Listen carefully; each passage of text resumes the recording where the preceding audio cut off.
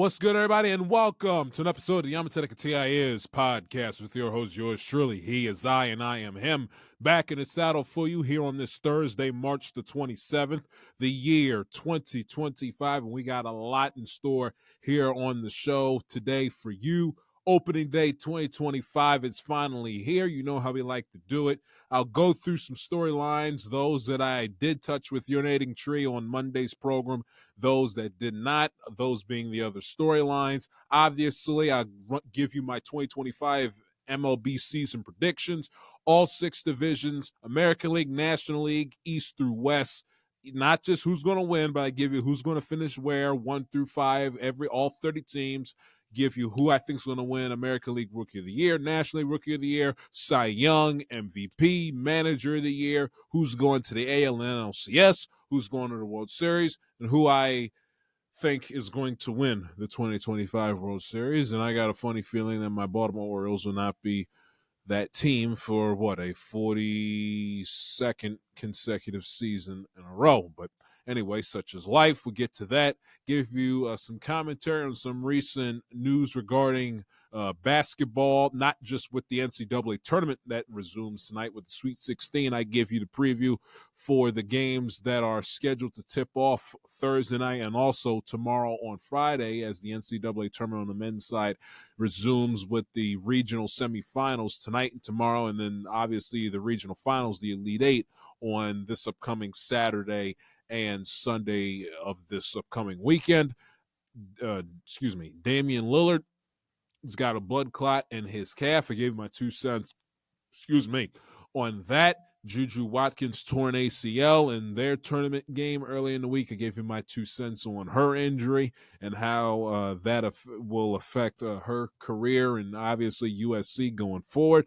And then obviously in the National Football League, there's not a week that goes by where there isn't some form of notable NFL information that I got to give you my 2 cents on. And this week, it's Jameis Winston and Russell Wilson being the QB 1 and 2 of the New York Football Giants. So we'll get into that. And I don't have the tolerance, the patience, nor the time and I'll address it because I got plenty of things to say on the both of them, LeBron James and Stephen A. Smith, the both of them, who honestly, quite frankly, should be just ashamed of themselves. I mean, grown-ass men that's got finances and resources up the ass, both over the age of 40, grown-ass men that a laundry list of black young men, boys, whatever the case might be, in this country look up to and admire in some form of fashion or the other. They are role models within the sports business, within the industry. And for them to basically carry on this catty, pathetic, infantile feud over nothing, it's just, if it wasn't opening day, if it wasn't Sweet 16 day today, I could literally rant about it for a good 45 minutes. But I don't have that type of time. I don't have the tolerance. We got more important things in terms of on the field actual sports activity to discuss. I don't have today's not the time for me to, on opening day, Sweet 16 Thursday, is to spend an hour and a half on the Stephen A. Smith versus LeBron James, gossip column. I don't got the tolerance. I don't have the patience for it. Quite frankly, I don't. So I'll pick sometime next week. Maybe I'll get into it, give my 2 cents if it's a slow day in terms of not that many items to discuss. But oh my God Almighty! It's just I'm over the both of them. I really, really, really, really am tired of it. Grown men in their 40s that are fathers and head of their own household, and they're carrying on like a bunch of catty teenagers. I mean, really? Anyway, let's jump right into it with some baseball, shall we? And it's here. Now, the Orioles up in Toronto today to start their new season. Their home opener isn't until this upcoming Monday, when they play host to the Boston Red Sox for 3, and then they hit the road again next weekend. And then so they spend 2 weekends on the road, this one and the next one, with a short 3-game homestand sandwiched in between at the beginning of the work week next week, and then they come back home for their longest homestand of the season. Now, why Major League Baseball would have the Orioles, a team that plays in it's a quote unquote cold weather city that is Baltimore, why they would schedule them to have their longest homestand in the first month of the season, no less. It is mind-bogglingly stupid.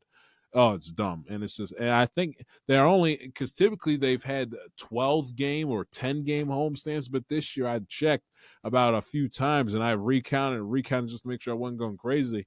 But their longest homestand of the season is 9 games. And matter of fact, let me pull it up on my phone so I can give you the dates. I mean, it's the season just started. They're going to have their longest homestand, and for all we know, a good half of the games could get rained out. Not to mention, it's April. Not too many outside of opening day and weekend games. You're not going to find huge crowds in this part of the country going to baseball games when kids are still in school and the weather isn't the best.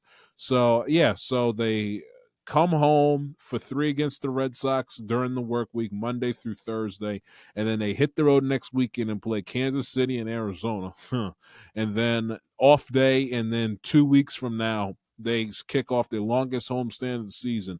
3 against the Blue Jays, 3 against Cleveland, 3 against Cincinnati, off day, and then DC, Detroit, and then back home again to play the Yankees for the first time to close out April, and then they kick off the month of May against the Kansas City Royals. But I mean, that's 3, 6, that's 9 games. It's a 10-day. It's what? It's about it's a 10-day because they have an off day, the 14th, the day before Jackie Robinson Day. They got a 10-day, 9-game homestand within the first 3 weeks of the season. Is their longest homestand of the season. That's not obviously a storyline I want to spend a lot of time on, but that's something that I saw it a few weeks ago. I was like, what the hell is Major League Baseball doing, giving the Orioles, a cold weather team, a 9-game homestand essentially in the first 2 weeks of the season? I mean, if there's ever a time where, you have a team home for 3 games, 6 games, and then they dip, it would be April. And honestly, if it was me, that's how I would want. If I had to pick and choose a preference for a team schedule, I would much rather play on the road to start the year, and then once the weather gets warm at around late May and in June, July, have all my home games on the back end. Now, if we take a look at the Orioles schedule, see, it looks like, without counting, they're home a lot the first month of the season in April. May is kind of 50-50. June is kind of split 50-50. July, same thing. August, they might be home a little bit more. Just looking at the schedule right here, just going off the rip. It looks like at a glance that they're kind of home and away in each month 50-50 minus the first month of the season. I mean, you can count the white squares compared to the orange ones, but I don't know. That's just a little pet peeve of mine. But anyway, I digress. Some storylines. I think one thing that has been talked about a lot all throughout the offseason, and we talked about it with Tree on Monday, and it applies right here, and that's in terms of the Los Angeles Dodgers and the attention that they've gotten. Are they bad for baseball, spending all this money, the deferred contracts, this, that, and the third? Well, I think the storyline is for the Dodgers, it's 2 things. One, can they break the single season regular season wins record, which I believe off the top of my head is set at 116 by the 2001 Seattle Mariners? That's number one. Number 2, the second question is, can they, like the Chiefs going into the 23 and the 24 season, can this team of dominance win again? Can the LA Dodgers repeat?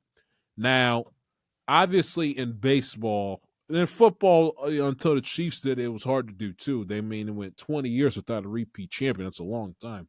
Baseball, they've gone about 25 years, so a little bit longer than the NFL, just by about a 4 or 5 year gap, give or take, because the last repeat champion came in the last three-peat that we had in baseball, the 98, 99, and 2000 Yankees was the last repeat champion we had in the sport.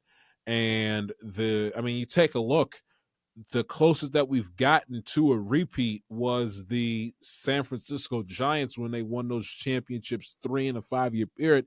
And remember, as we all know, with Bochy's teams back then, those teams couldn't even make the playoffs in the years that they were defending champions. The 2010, they won the World Series. 2011, they didn't make the playoffs. 2012, they won the World Series. 2013, they failed to make the playoffs.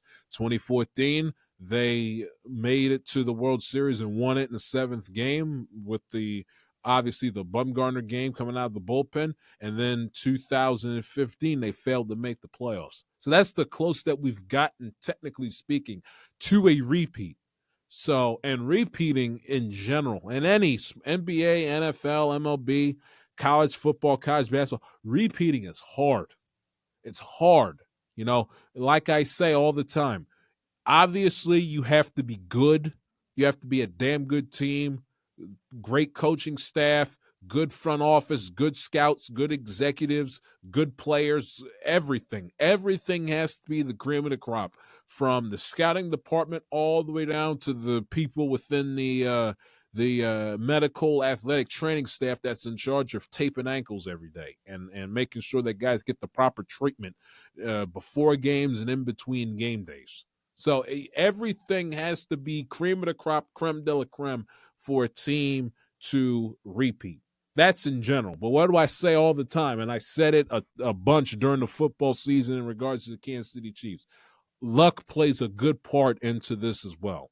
And good to great teams in any sport find a way to create their own luck. And especially in a game like baseball, where you play 162 of these bad boys playing every single day. They play games in Asia. They're playing games coast to coast, 5-hour plane ride. Especially in baseball, there's a hell of a lot more variables for things to go wrong compared to football and any other sports. Luck has to be on your side. And great teams find a way to create their own luck. Great teams do. They get lucky, either by happenstance, or they put themselves in a situation where they don't leave themselves vulnerable to suffering a bad break. Whether it's a bad call, balls and strikes with an umpire, whatever the case might be. Rule technicality in the sequence of a game, whatever the case might be. They find a way to create their own good luck. And I think with the Dodgers, they crafted an all-star team from top to bottom. They have a damn good starting rotation. They're going to get Ohtani to pitch this year. Won't be immediate coming out of the gate, but it will be not relatively, but in the earlier portions of the season. Late spring, early summer, give or take. So you have that. Yamamoto, who I think is going to be absolutely exceptional and excellent for them this year, would not surprise me if he made a nice run challenging Paul Skeens to win the NL Cy Young this year. The thing with the Dodgers, the only thing that can get in their way from them repeating is injuries, because injuries is the ultimate equalizer in the sport, as you guys know. It doesn't matter how big your payroll is. If your guys keep going down to injury time after time, and you got a laundry list of guys that's sitting on your IL, who gives a damn how much money they make? Okay, because if they find themselves into a best of 5 or a best of 7 playoff series, hypothetically speaking, against the, Pittsburgh Pirates, but the Pirates with their small payroll, they have all their guys that's suited up, healthy, and ready to go. And then you take a look at the Los Angeles Dodgers, and it's like they got an old-fashioned scroll that they got to unveil to show the masses how many guys they got on the injured list. Who do you think is going to win a game best of 5, best of 7? So payroll and stuff like that, when it comes to injuries, goes out the door. It ain't no use paying guys, 50, 60, 70 million dollars a year when they can't play. And like with any team, when your best play, no matter how big your payroll is, and I don't care if you're the Dodgers, you're the Pirates, doesn't matter. Your best guys are unavailable, your chances of winning teeter and collapse tenfold. So the Dodgers got to stay healthy. And then even, their season, because they played in Japan last week, their season isn't even, isn't he? Well, it's a week old. Yeah, it's a week old. Today's Thursday. They played Tuesday and Wednesday. Their season's a week old, and one of their best guys, Mookie Betts, guy has lost damn near 30 pounds because of this illness. 30 pounds the guy's lost because he's been sick. And there were reports last week and then even before they left that he wasn't feeling good. I understand hindsight's 2020, and I'm playing Mr. Monday morning armchair quarterback here when I say this, but if Mookie Betts wasn't feeling 100% before the plane ride to Tokyo, why send him at all? Keep him behind so he can, so he's home. He doesn't have to sit on that long-ass plane ride. He doesn't have to deal.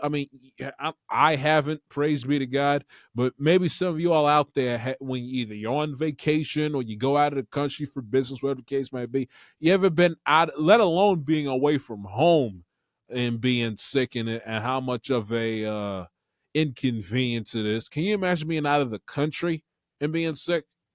And not like you having the sniffles. You can't keep food down. You're vomiting in and crapping your pants all over the place, and you're 25 pounds lighter than what you were when you hopped on the plane to go out of the country. So the fact that one of the best guys, Mookie Betts, was sick tells me maybe the Dodgers won't have the perfect luck on this side this year. I don't know. Maybe that's just me just grasping at straws. They're going to be a damn good regular season team regardless. They're going to win the division by a landslide. They're going to win over 100 games. They're going to get best record in the National League this year. But luck plays a part into it, because they had a laundry list of guys on the IL, especially in the rotation last year, and they were able to win the World Series with spit, grit, openers, and a whole lot of duct tape. This year, will they be as fortunate? I don't know. Because especially now that they're the defending champions, they are going to get every single team, not that they weren't already to begin with, but when you're the new crown champion and then you have the offseason that they had and you get painted, whether it's by the media or by the other 29 fan bases collectively in this age of the internet and social media, you get painted as the villain. That target goes from this big to this big. Imagine that this is an oval that I'm making. It goes from this big to this big. So, and every single team, even the good ones that spend money, the Phillies, the Braves, but even the Phillies, like we discussed, the Phillies and the Braves, they spend money. They can't keep up with the damn Dodgers. So I'm looking at the Dodgers and I'm saying the conventional pick is to think they can repeat because they have the talent to do so.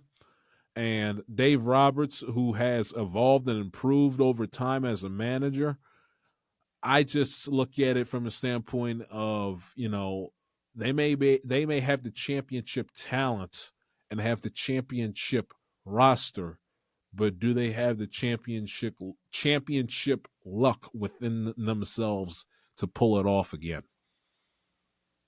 Because if they got to deal with injuries, that's going to, and not just, a little thing that's going to push back a start here or there with their rotation. I'm talking about, and they spent a fortune on their bullpen. Tanner Scott, they brought in there.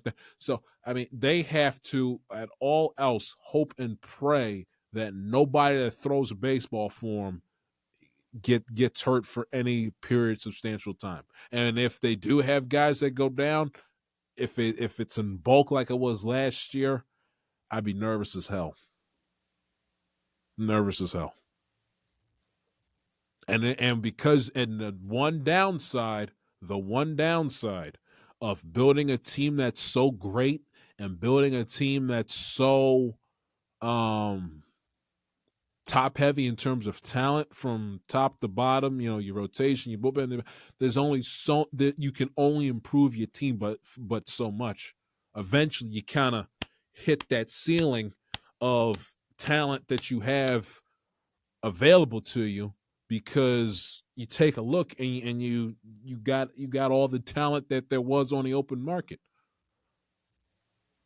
Now, having said that, watch, they have an injury go, somebody within their rotation goes down, and then they essentially trade to them, five nickels, but to the Marlins essentially, $500 zillion to the Marlins and get Sandy Alcantara to the headline. So I don't know. But the Dodgers repeating obviously is a major storyline. And can they break the regular season record? I've heard a lot of talk, a lot of conversation. Well, I don't know. They could treat it like the Celtics have done in the NBA, where they know how great they are. They know how talented they are. They know that the goal is to win a championship, and their quote-unquote season doesn't really start until the playoffs start in October. The Celtics, obviously, within a few weeks' time, at the back end of the month of April next month. So, do they cruise through the regular season and basically, try to win and do well and put the best foot forward? But are they going to, break their back to win every single game to get the best record within their league / in the Celtics case? I've heard a lot of those comparisons.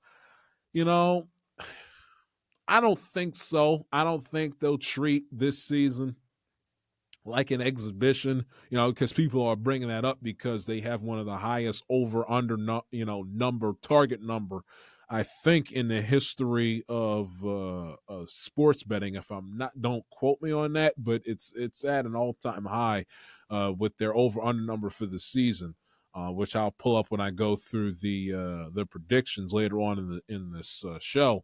But I don't think that they'll take their foot off the gas, because in baseball, again, so many variables, so many different things that can go wrong.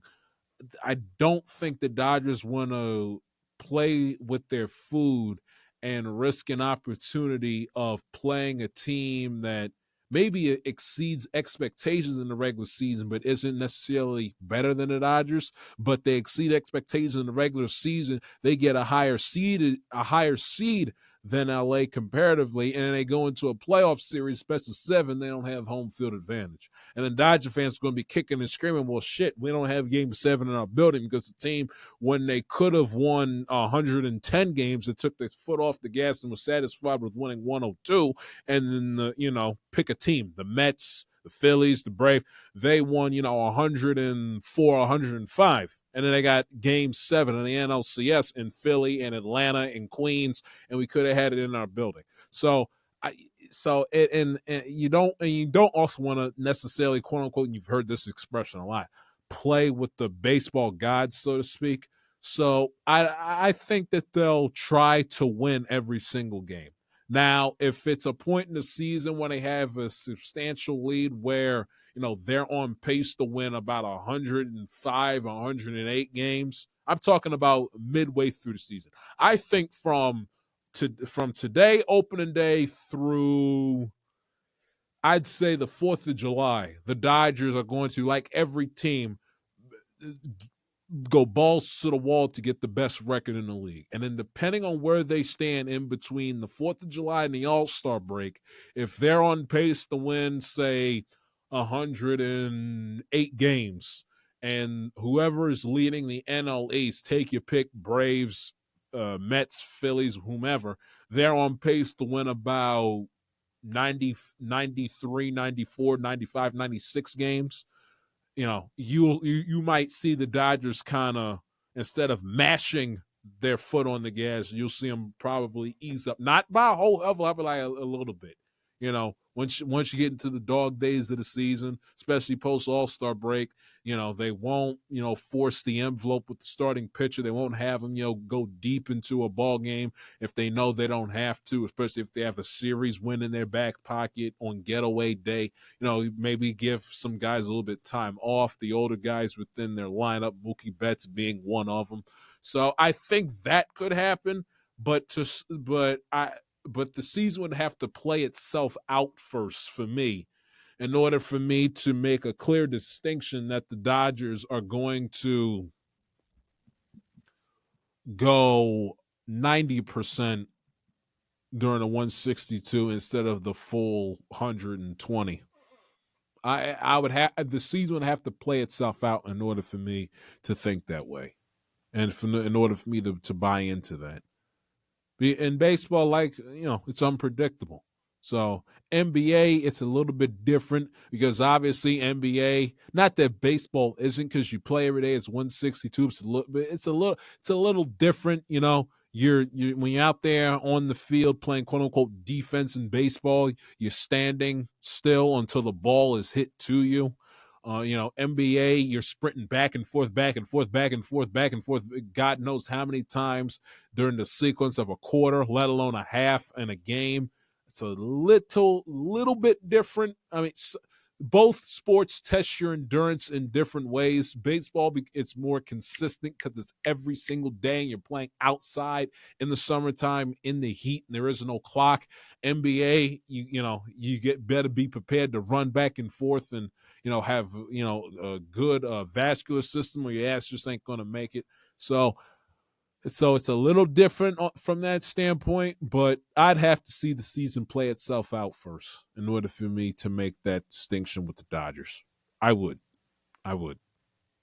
Now, if they get themselves if they say they fall victim to injury, and rather than them, being on pace to win 105 games, they're on pace to win, say, 95. Still very damn good, by the way. I mean, the White Sox fans would take that shit in 5 seconds. But say they're on pace to win, 98 instead of maybe 108 or 118 if they're really on fire, they would go balls to the wall till game 162 to get that 1 seed. They would.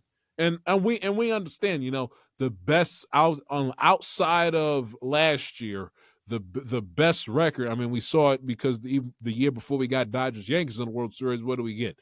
Diamondbacks and Rangers, 2 wildcard teams. So and I could be here all day and night going through chapter and verse of teams that don't have the best regular season record through a 162 that find a way to make it to the Fall Classic. So winning best record obviously is not a guarantee. But when you're as good as the Dodgers are, and you're not one of these teams, that's the little train that has your eyes and your heart set on maybe a Cinderella October run, and rather than you being a juggernaut as the defending champs, your mindset's a little bit differently, if that makes sense. Going from one coast to the other, and I kind of mentioned it. We talked about it with Tree a little bit on Monday. Who in the hell is winning the American League East, or even the American League for that matter? Because you take a look. Let's do the East first, then I do the league as a whole around the junior circuit. The American League East, it's a very interesting division. You take a look at the Toronto Blue Jays. I mean, they brought in Max Scherzer. Okay.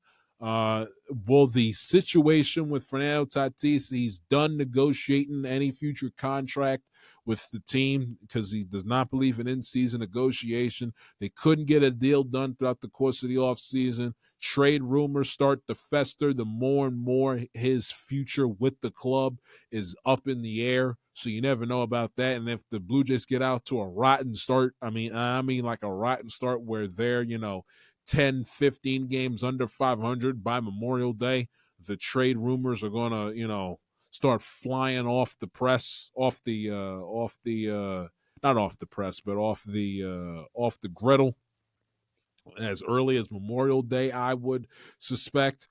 So you have to deal with that. If Bo Bichette can't hit, which he couldn't for him last year, they're also in a heap of trouble there. Yes, they brought in Anthony Santander, but 30-year-old paying a 30-year-old slugger that is that hits for power instead of average, that does have a tendency to strike out a ton, and who historically, by the way, does not hit well the first 2 months of the year. I mean, Tony, when he heats up, and he's been on record of saying it himself personally. He heats up when the weather heats up. And I understand that he's also played well in that building, but I mean, when you come out of your building, matter of fact, let's pull up the Blue Jays schedule, because when he and the Blue Jays got to go to the cold weather cities, a little dicey. It's because, okay, in April they go to New York, Boston, and here, their first road trip of the season. I mean, those three are all cold weather cities. Now, it may not be, 40 degrees and snowing, but I mean, you're going to get temperatures in the 50s and in the 50s and the low 60s. And obviously, with summer still being, months away, the humidity ain't going, and it hasn't rained a whole hell of a lot here recently also. And what's the thing that we say all the time in the humid parts of the country in the summer? The ball carries. Well, in April and in October, especially within because they're going to make 3 trips. They might be 2. Is it 3? No, it's 2, because they switched with the balanced schedule. When they make their 2 trips in here, in October and he even learned it, obviously, because with him being a part of last year's Oriole team that couldn't hit the way out of a paper bag against Kansas City. In April and October, the ball doesn't, for a home run hitting guy, I mean, that's your worst nightmare, because the ball doesn't carry as much in the first month, and if you're fortunate enough, the last month of the year. So you take that into account as well. Again, like I said with Bo Bichette, their bullpen last year was absolutely just disgusting. They couldn't hold on to a lead to save their lives. The Orioles found ways to come back and to make games tight and interesting, especially on the road. Who can forget the comeback that Lindor and Alonso put together in the 9th inning when they're getting no hit, and then their offense completely exploded in the 9th inning off that disgusting bullpen they had on September the 11th, late of the latter parts of last year. So their bullpen has to be better. Bo Bichette has to be better. And their manager, John Schneider, is one of the worst in baseball, as Tree told us on Monday. I don't think they're going to make the playoffs. And I think, ranking from a scale of 1 to 5, I think they're the worst team within the division, to be quite honest with you. So you can count them out right there. You take a look at the Tampa Bay Rays. They're not going to have McClanahan for a while because of injury. That Porch is going to play the field, I should say, George Steinbrenner Field in Tampa, not in St. Pete this year. It's going to play like Yankee Stadium. The Rays historically have had a decent amount of success offensively when they go to New York and play in Yankee Stadium. But the thing is, can their offense keep up with the Joneses? You take a look across the American League, not just the East, but the American League. You got teams that can rake. Red Sox can hit. The Orioles can hit. The Yankees collectively, but they have Aaron Judge hitting third in that lineup. You take a look at the Central. The Guardians can hit. Take a look at the West. The Rangers can hit. You got to, what do I say all the time? In order to win, to make it to October, to make the playoffs, you got to score. In order to win in October and win in the playoffs, you got to be able to pitch. And the Rays may have pitching that could give them some life if they are so fortunate to see the postseason, but nothing about that lineup impresses me. And I think them playing is one of my people I work with here at the radio station waving to me on the other side of the glass was where I stuck my hand up. But I think, that lineup does not impress me, and them playing outside of their building and having a funky schedule. They have a lot of games. I think they're on the road a lot on the back end of the season and at home a lot on the front end of the season because they don't want to deal with all the all the rainouts playing outside in Florida during the summer, which I get, but it's just, is that conducive for a team that can win the division? Even if they make the playoffs, the Red Sox, Yankees, and Orioles would have to have a disaster class of a season combined in order for the Rays to sniff winning the American League East.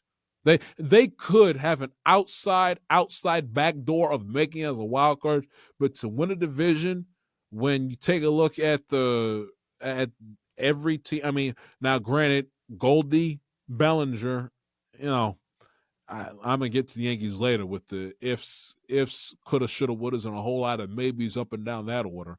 But I mean, Paul Goldschmidt, once upon a time, is one of the best hitters in all of baseball, and Cody Bellinger is a former MVP winner. So if they're on that game, you got those two guys plus Judge. The Orioles lineup, talent-wise, speaks for itself, and the Red Sox just acquired Bregman, not to mention they got Rafael Devers. And then you take a look at the Rays, their lineup, and it's like, So Rays, And then the other three teams, they're going to be beating themselves up to win a division. But no one team I look at every single – now, I think the Red Sox are the best team heading into the division simply because of the fact they brought in Bregman. Which is going to pay huge dividends. Devers is one of the best left-handed hitters in all of baseball. Their rotation should be better. I think it will be better. Bringing in Crochet and bringing in via trade, and then the 1 year prove-it deal for Walker Buehler, which could, if he stays healthy, pay huge dividends for him throughout the course of the year. The only question with Boston is two things. Going with Aroldis Chapman as your closer in the year 2025. I mean, bold strategy, Cotton. Let's see if it plays off for him. Because, oh, my Lord. I mean, I think the Red Sox are going to win the division. Spoiler alert. But, it's going to be me dealing with Kimbrel and the Yankees with Clay Holmes all over again. I mean, it's going to be games Red Sox Nation's going to be pulling their hair out because, well, he still throws 100 miles an hour. Yeah, and he also walks the ballpark and occasionally gives up a big hit in a ninth inning of a tie or a close game. So, and not to mention, he's been on a trillion teams: the Yankees, the Cubs, the Reds, the Kansas City Royals, the Pirates. I mean, he's been on a zillion teams throughout the course of his career, and a closer has been on a bunch of teams. Kimbrel, that's not exactly a positive. Trevor Hoffman played on two teams, the Brewers and the San Diego Padres. Mariano only pitched for one team, the New York Yankees. Eckersley only pitched for three teams. He started out with the Cleveland Indians, but spent the majority of his time as a dominant reliever with who? The Red Sox and the Oakland Athletics. So that's the only thing about Boston that scares me. They're hanging their hat on Aroldis Chapman in 2025 to get the job done, which, have fun with that, Alex Cora. But outside of that, I like the team. Their defense has to be better. I think it will be better, and that's been one of the things that's held them back the last handful of seasons, especially in the back end of the season. The Red Sox come out the All-Star break. They're flirting with making the playoffs either as a wild card or even, I recall last year, in about, I think, either late June, early July, the Red Sox were like 3 games out of first place with the All-Star break coming right down the barrel. And I remember putting out a tweet saying, Orioles, Yankees fans, Orioles and Yankees concerned about each other, leapfrogging one another, win a division. Red Sox only 3 games back. And then what happens? Come out the All-Star break late July into August, and then the Red Sox fade quietly into the night like they've typically done the last handful of seasons. So they got to be able to stay consistent 1 through 62, not 1 through 75 or 1 through 81 or 1 through 90-something. 162. They play elite baseball throughout the course of the year, and, Chapman somehow returns to old, competent form. I think the Red Sox are going to win the division.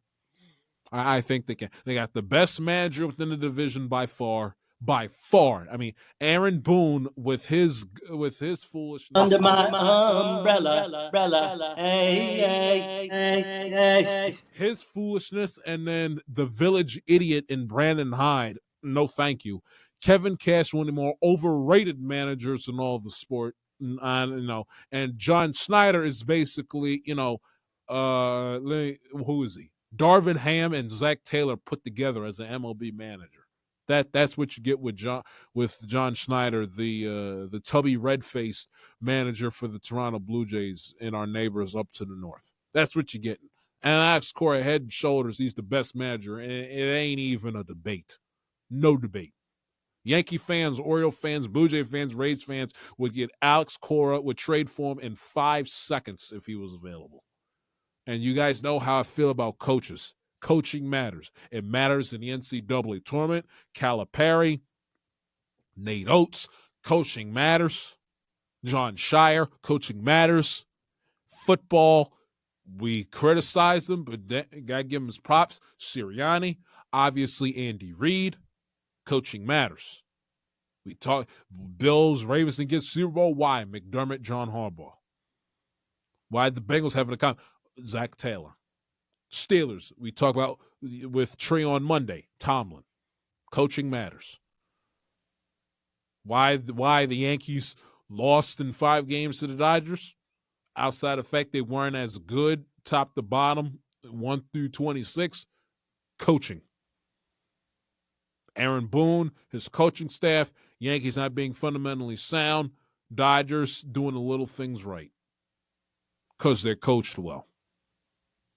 Don't sit up here and tell me coaching matters. It does. It does. Matters in every single team sport. Football, basketball, baseball. Even in the age of analytics, and this being the age of having the most gifted athletes that God ever created, coaching still at the end of the day matters. And the LA Dodgers have a coach that can win them championships hand over fist, and the Boston Red Sox have that. I don't care how great your roster is. I don't care how athletic, how many home runs you hit. You can steal your bases, the spin and the RPMs on your fastball. I'm not interested. How many threes you can shoot, your defense in the post, how great your defense is on third down, how many points you score on average, your red zone percentage, how many air yards you can throw in the pocket with clean, means nothing if you got a horrendous coaching staff or a coach that does not elevate the talents of their respective team. Means nothing. Means nothing. And Alex Cora has that.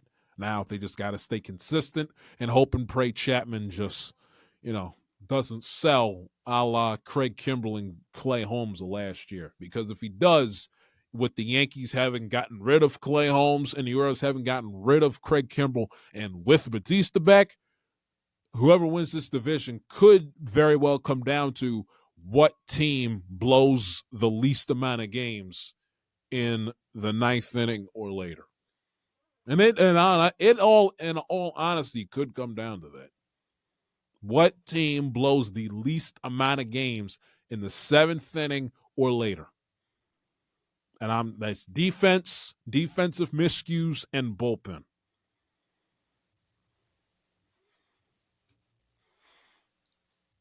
And who's going to win the American League? I mean, who knows? Who knows? I think. Now, the only thing also that makes me nervous about the Red Sox is that they're everybody's flavor of the month, which, makes me nervous. And it's ironic because I was going through my predictions of previous seasons, and I believe one of the years, I think in 2022, I predicted the Chicago White Sox to go to the World Series. So it's like, you got to be careful with the trendy teams sometimes. But you take a look, obviously, at the Orioles and the Yankees in the offseason that they had, and the Mount Everest of injuries that they already have got to climb and conquer before either team has played an inning worth of a game yet to start, it's concerning. And then obviously with them having baseball's version of Dumb and Dumber with Boone and obviously Brandon Hyde. Under my umbrella, hey. That'd be good. I tell you, one thing about bass, I'm glad baseball's back. I can resume playing that on a consistent basis. Under my umbrella, hey. Oh, the first game Aaron Boone blows for the Yankees. Oh, it's going to be so glorious. Oh my God, I'm already smiling because I am anticipating. I hope it's today on ESPN with Joe Buck on the call. The Yankees up two to nothing heading into the eighth inning. he goes to his bullpen, and his bullpen implodes. They can't catch another pop up instead of. Oh my God! I hope, and then the Mets. I hope Soto 3 home runs, 5 RBIs. Mets win by 8 runs, and then the Yankees lose to Milwaukee. Blow a lead in the 8th or preferably the 9th inning. Now 2-0 pitcher's duel, 2-0 game. They blow it. Brewers plate 5, and the Yankees lose their first game 5-2, and the Mets win by 8. Oh, wouldn't that be glorious? Oh my God, wouldn't that be wonderful? Soto with a 3-homer game, 5 RBIs. Judge goes 0 for 4 with 3 strikeouts and drops a fly ball in center field with the sun getting in his eyes. Oh my Lord! Oh, that is music to my freaking ears. But anyway, you guys know how I feel about my team. In all of my years being an Orioles fan, I can't recall in my lifetime, and I've been a fan of this team damn near for 20 years, if not 20 years exactly, where I can recall a year where I'm just like, just whatever. Okay, fine, whatever. That's how towards my baseball team. That's how I am. Now, part of it is because they had an underwhelming offseason. You let 2 out of your 3 best players from last year's team go in free agency. That doesn't sit well with me. And I'm at peace with the both of them not being on the team, as weird as that sounds, or as contradictory as that sounds. Corbin Burns, now I still blame Mike Elias for not giving him a deal and giving him an offer that he couldn't refuse. I'm still pissed, and I ripped him to shreds when I talked about this all the way back in January at the time. But I also have to be fair and honest and say, listen, Burns, he's from Arizona. He's got roots, family in Arizona, everything else. Arizona was where he wanted to be. And unless the Orioles were going to move the franchise to Arizona or move their spring training home to Arizona, he was not going to stay unless they would have made him like the highest paid pitcher actively in the sport. So it still bothers me, but I get it. My issue is, the Orioles you made a trade once with Miami and you got back that disgusting bum Tyler Rogers back in return for a bag of magic beans. You couldn't put together a nice deal to bring, Sandy Alcantara in over the offseason. You couldn't have found a way to get Blake Snell in orange and black. Anything? Red Sox gave up some nice, juicy prospects for Garrett Crochet. You couldn't have beaten them to the punch. Yankees went out there and got Max Fried. You went out there and got Charlie Morton, who's 100 years old. So it's like, really? Really? Mike Elias, who thinks he's, who thinks he's the Brad Pitt version of Billy Bean from the Moneyball movies, as I've told y'all ad infinitum. And by the way, I've heard fans say it, I've heard players say it, I've heard ownership being David Rubenstein say it on numerous amounts of occasions. When Mike Elias goes out there and gives his word salad to the media like he did the other day, this long-winded ass answer when he was asked about signing 3 veteran starting pitchers to 1-year contracts instead of bringing back Corbin Burns again. And they can at one point in time, and I don't know if you guys can read all of that, but at one point in time, can he? That's literally what it looks like. You guys can't read a damn thing. It's just words on a screen, just a big old blur in black, which is exactly essentially what it was. Nothing but a big old word blur in black print. That's all it was. And at one point in time, when he gives essentially his Gettysburg addresses, when he talks to the media, can at one point in period of time, can he go out there and say, you know what, God damn it, this is a franchise that has not won a World Series since 1983. They have not won a World Series since 1983. They have not been to a World Series since 1983.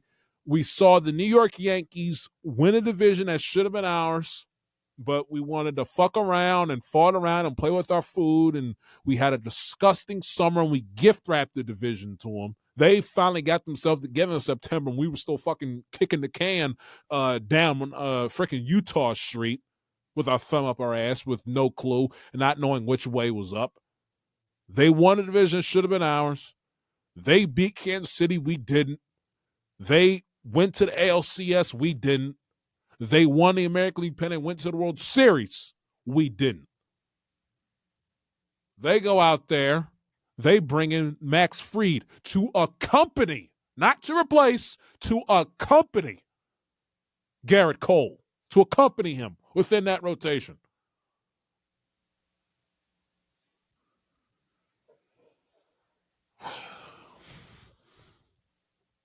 Now, they lost Soto, too.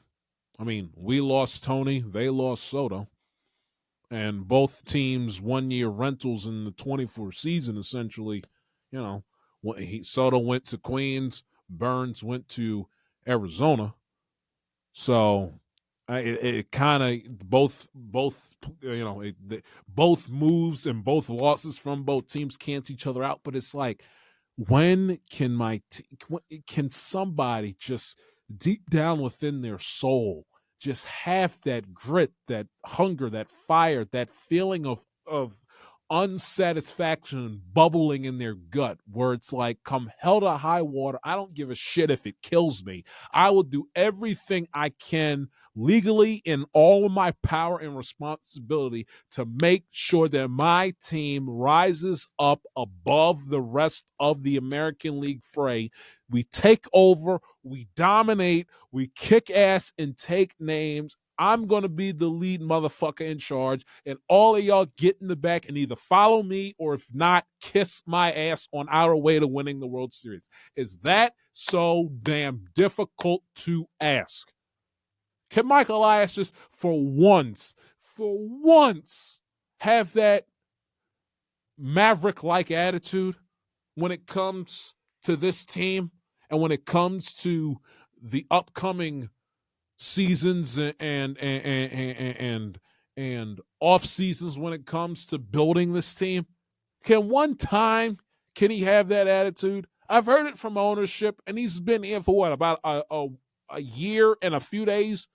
I've heard it from ownership. You hear it from some. It's just, it's so frustrating. And then you factor that on top of the fact this current regime hasn't won a playoff, forget a playoff series, a playoff game. A playoff game. Haven't won a playoff game. And they've had what? 2, 4. They've played in 3, 2. They've played in 5 postseason games in the last 2 years. 5. 4 of them have been in their building. And outside of garbage time window dressing in game 2, they have been able to hit the way out of a paper bag in the majority of their playoff games that they've been in their last 5 playoff games. And 3 out of the 4 that they've played in, they haven't been able to hit.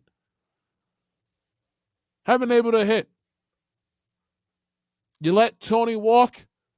I don't like it, but I can understand it. I get it. 30-year-old outfielder. You got a laundry list of outfielders within your system. You went up at the major league level. You are taking the approach and counting on the fact that that will be Tony's career best year, and him being at 30 years of age, his play is going to decrease. I can understand that. And the negative flaws in his game, when he goes into slumps, he goes into long slumps, strikes out a little bit too much, doesn't hit for average, which I understand. Prototypical corner outfielding / DH power hitters don't hit for average historically. If you're lucky, you get 245, 250 out of them at best.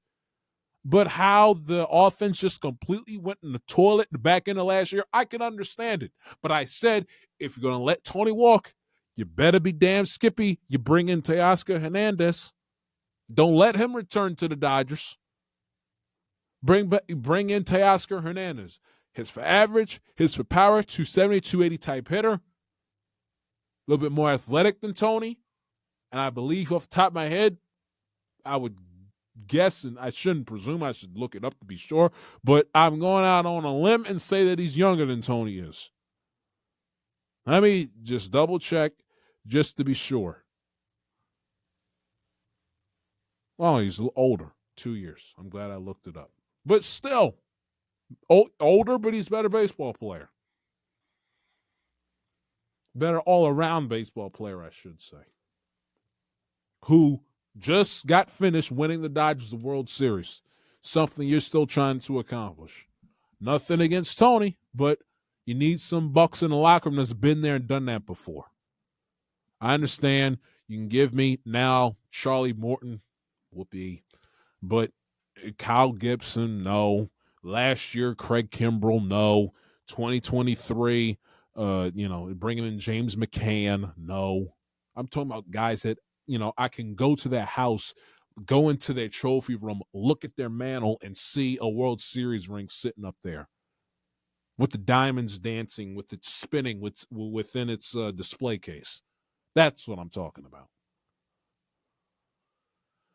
And it's just with that, and then they have won a playoff game going back to the Buck years in 10 years. They've gotten swept since going back all the way to the 2014 ALCS. They've gotten swept in 3 consecutive playoff series in a row. They haven't. I mean, I did not survive a pandemic and survive and go through the Marvin Lewis era of my football team for my Bengals to want to turn into the more talented, younger, and whiter version of the Marvin Lewis Cincinnati Bengals.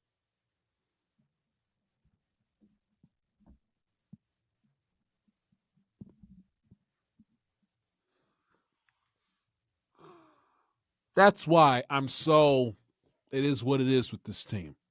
Will they be, quote-unquote, good regular season-wise? Yeah. Will they win over 80-something games again in the regular season? Yeah. Will they win over 85 games in the regular season? Most likely, yeah. Will they win more than 91, which is what they won last year? I don't think so. Will they win 95? No. Will they win a division? I don't think so. If they make the playoffs, which is not a guarantee, and that's when their season starts, by the way. I don't care if they make it as a third wild card team with a record of 84 and 78, or they make it as the 1 seed winning the division and they win 130 games. Their season, if they make it to October, their season starts their first playoff game. I don't give a shit. The 162 is completely meaningless if you don't post in the postseason and win a damn game at the bare fucking minimum. Win a game, win playoff series, win the World Series. That is the goal. That is the standard. That is the expectation. And I am so fucking sick and tired of this toxic positivity. Oh my God, we're just happy to be here. This is better. Us losing playoff games is better than us losing 100 games. It's better. I'm satisfied with mediocrity. I am satisfied. I'm content. I am happy with just being good enough. Fuck all of that. The goal, the standard, the expectation is to win the World Series. It has not changed. Because if it has, A, nobody told me, and B, if it has, then what in the hell is the point of showing up? What's the point of watching the games? What's the point of going to the games? What's the point of these guys giving their blood, sweat, and tears and sacrificing if that ain't the end goal at the end of the day? The end goal at the end of the day is to win a World Series. And you guys know I can criticize Yankee fans. They annoy the fuck out of me right there. But in all fairness, and the one thing about Yankee fans I like, admire, and respect about them is that they have a goal and they have a standard that they hold, the majority of them hold their team to. They know the goal, the standard, the expectation is to win and to win championships. Not just to be satisfied with, oh, well, maybe we make the playoffs, win 80-something games, win a playoff game, win a playoff series, and if we bounce at ALC, yes, that's a great season. No.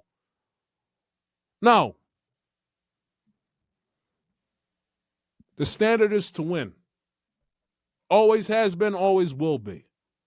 And if Yankee and Dodger fans can hold their team to a standard of winning a championship at the end of the season, why the hell can't we? I understand we don't have the storied old money big payroll like those teams do. I understand we don't have the rings and the laundry list of Hall of Famers that's played, but still at the end of the day, the goal shouldn't change. I don't care if you're a Red Sox fan, an Oriole fan, a fan of the St. Louis Cardinals, a fan of the Minnesota Twins.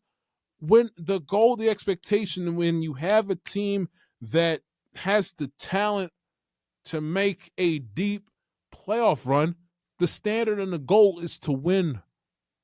That's it. I don't understand why it's taboo and why it's blasphemous for especially us Oriole fans to think otherwise. We're supposed to hold this team to a damn standard. Period. Because if we're not doing our job as fans. How long should we expect to stay in mediocrity? If we're not the worst of the worst, we're content with just being good enough. Yet we get mad, we get upset when we see the Yankees and the Dodgers in the World Series. The Dodgers every single year. Can't have it both ways. Can't. I mean, I think it's like that old Trent Dilfer.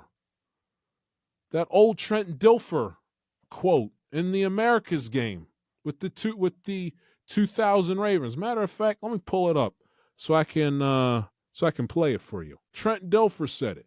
This was a backup quarterback. It was a backup quarterback for years. Backup quarterback in the National Football League. That was a journeyman. That came to the Ravens on a 1-year free agency deal on the cheap. And originally when the Ravens broke camp, remember, he was not the starter, Tony Banks was. So he came in 1-year free agent as a backup. On a quote-unquote expansion team that was only 5 seasons into its existence. And this is also, it goes to show you the difference between the standard and just the overall mindset and leadership, quality and standards within both franchises. The Ravens and the Orioles comparatively. I mean, the Ravens, they carry themselves with like a Yankee Steeler in their heyday type standard about them, Celtics type standard about them, where they're not satisfied with being second best. All right, I'm gonna play it, but keep in mind this is quarterback came in 1-year deal, started the season as a backup, playing on the team in its 5th year of existence that hadn't made the playoffs in any season prior. 99, 98, 97, 96. And this was the mindset for a young team like the Orioles are. young team, about 24 going on 25 years ago. That's the site. See why not? This, in my opinion, was the most genius thing he's ever done. In my opinion, this set the stage, and I'm so glad he showed the balls to do it. Why not? You're in it. You're in it. And why go if you don't want to take a run at it, right? Why the hell go? Amen. Thank you for saying that, because I just left Tampa where all we talked about was let's just get into the playoffs and see what happens. And I hear all these other coaches say the same thing. Let's just get into the tournament. You hear that every year. Let's get into the tournament. Bull crap. Let's try to win the Super Bowl. The playoffs? Nah. So when he said, "Man, let's go win a Super Bowl," my mouth got watered. I say, there you go. Why? And you heard the clip. Why the hell go if that's not your goal? That's not your standard. That's not your expectation. And Brandon Hyde could take a Harvard law class worth of notes from Brian Billick in terms of being a leader that's going to set the standard within his locker room. It's just like Dilfer said, bull crap. Let's go out there and win the damn championship. Anyway, I did not mean to get off on that long tangent, but it is what it is. And then with the Yankees, quickly, I don't see now. Will they be bad? No, but let's keep in mind, Aaron Boone is not Joe Torre, Miller Huggins, or Billy Martin, number one. Number two, you don't lose a guy like Juan Soto that single-handedly took the Yankees to the World Series. I mean, I understand Stanton, was great throughout that entire October run, but he was the alpha lead dog on that team from game 1 all the way through game 5 of the World Series last October. You don't lose a guy like him within your lineup. Have Cole out for the year due to Tommy John. Go months before you are going to see Luis Gil and Giancarlo Stanton, by the way. You don't have that and then expect to at least be better in the regular season than you were the year before. It's just, I'm sorry. I understand how that works. And again, Max Fried was brought in. Now he'll do a great job for the Yankees this year. I anticipate, but he was supposed to be there to be the accompaniment for Garrett Cole, not to be the lead dog. Not saying that he can't, but he was brought in to be the accompaniment. And then you're relying on Marcus Stroman to be your starter. And when you originally came into camp, you wanted to move him to the bullpen, and he kind of, bucked at the idea, and you had a little bit of that minor friction and when camp started in February. Now you're at a situation where you have no choice but to have him be your starter because you're down 2 because of injury. And so you have to deal with that. And he's not a great starter to begin with. He was left off the postseason roster as a starting pitcher last year for a reason. So you have all of that. And then you look at your lineup and you're hanging on hands on ifs, buts, and a whole lot of maybes. Jazz being as great as he was last year and having him, do it again in his first full season in pinstripes, and he kind of cooled off a little bit. For the Yankees in the back end of their season last year, if you remember correctly as well. You're counting on that. You're counting on Cody Bellinger return to MVP form. When he's on his game, he's great. I mean, left-handed hitter who can hit the ball at the ballpark like it's nobody's business. He's going to take advantage of that short porch. But when he's off his game, I mean, he is not just bad. He is disgusting to watch at the play. A strikeout machine when he's in a slump. And Paul Goldschmidt, if you can get a renaissance out of him, it'd be a godsend. But again, that's another big if. Because if not, he's just going to be another statistic on a laundry list of old ass geezers and Yankee pinstripes that the Yankees acquired and they couldn't produce for him. and you're right back to square one with hanging your hat on Aaron Judge being the lead dog. And then also Jason Dominguez in left field started spring training not so hot in the outfield, dropping every ball in sight, and you're hanging your hat on him being the lead dog. And take a look at the Red Sox and the Orioles, those teams, and even the Rangers out there in the West, and obviously Kansas City and Detroit in the Central. Those are teams that have young bucks that are the focal point and the cornerstones of not just within their lineup, but their baseball team. Yankees, outside of Jason Dominguez, really don't have that guy or a collection of players they can hang their hat on. I mean, if they're lucky, but best case scenario, it's Austin Wells and Jason Dominguez, but that's only two players. Orioles got a laundry list. You know, the Red Sox got a good amount of players. The Rangers got a good amount of players. That's why they won a championship 2 years ago. Yankees is like two guys, Wells and Dominguez, and then a bunch of guys that's been there, done that before. Bellinger, Goldie, Jazz is not as old, but he's no rookie. Either. So, another thing with the Yankees, again, your team can only perform but so well when Aaron Boone is your manager. Now, granted, they didn't have Cole throughout the majority of the year, but the Yankees with Judge and Soto on their team and played essentially 99% of the season together, start to finish, they did not have a high win total.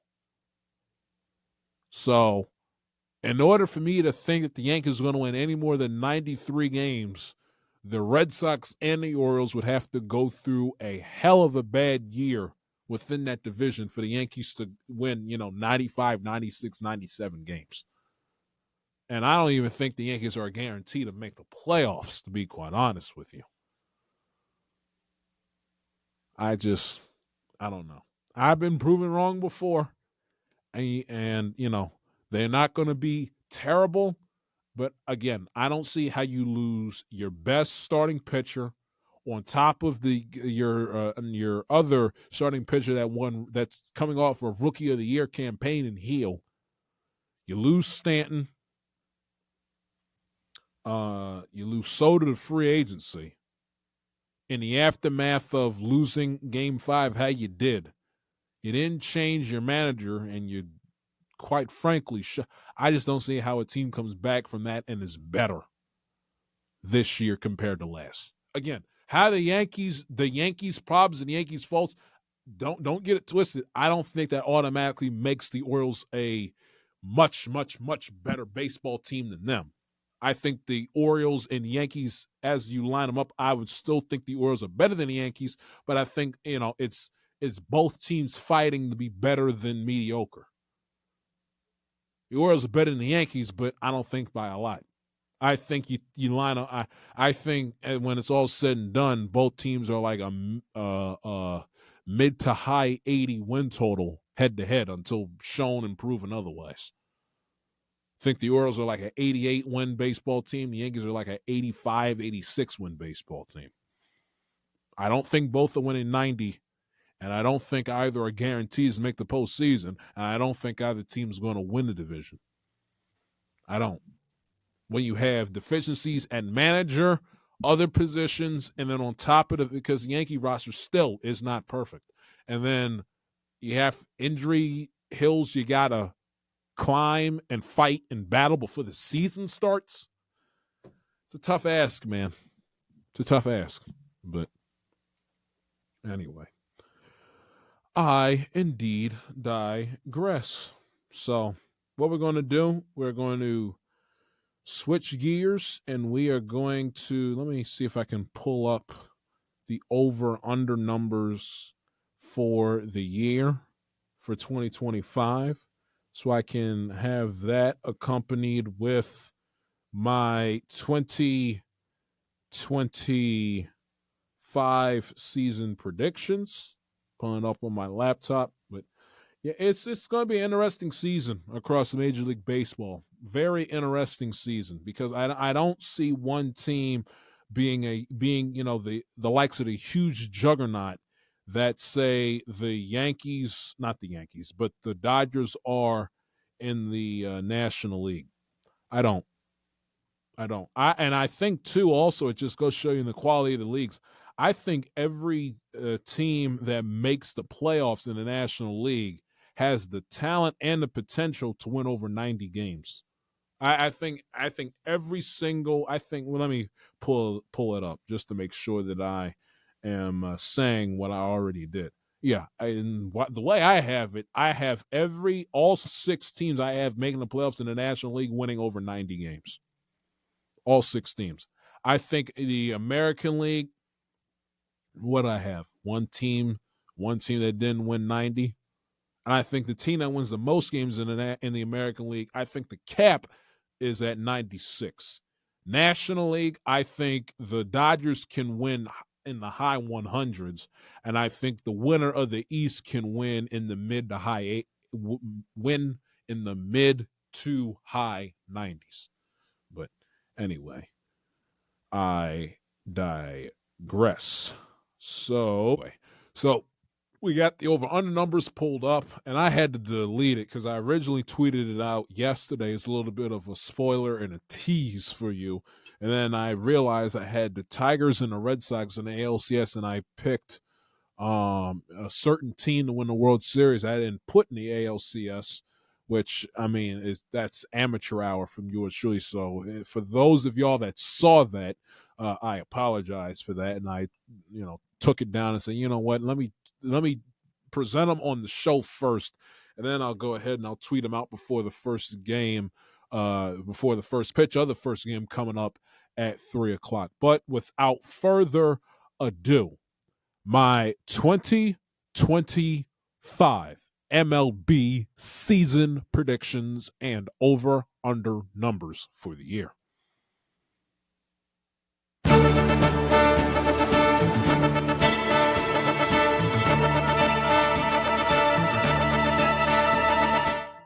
So, let us start with the American League East.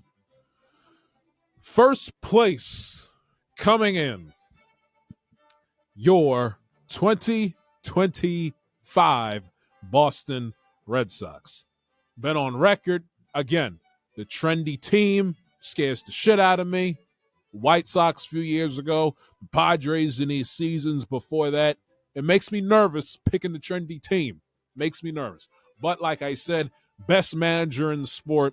They went out there, they brought in Crochet, they brought in Walker Buehler. They had, and Steve Phillips put this eloquently, and I don't agree with Steve Phillips a hell of a lot of the time, but he is right on this aspect.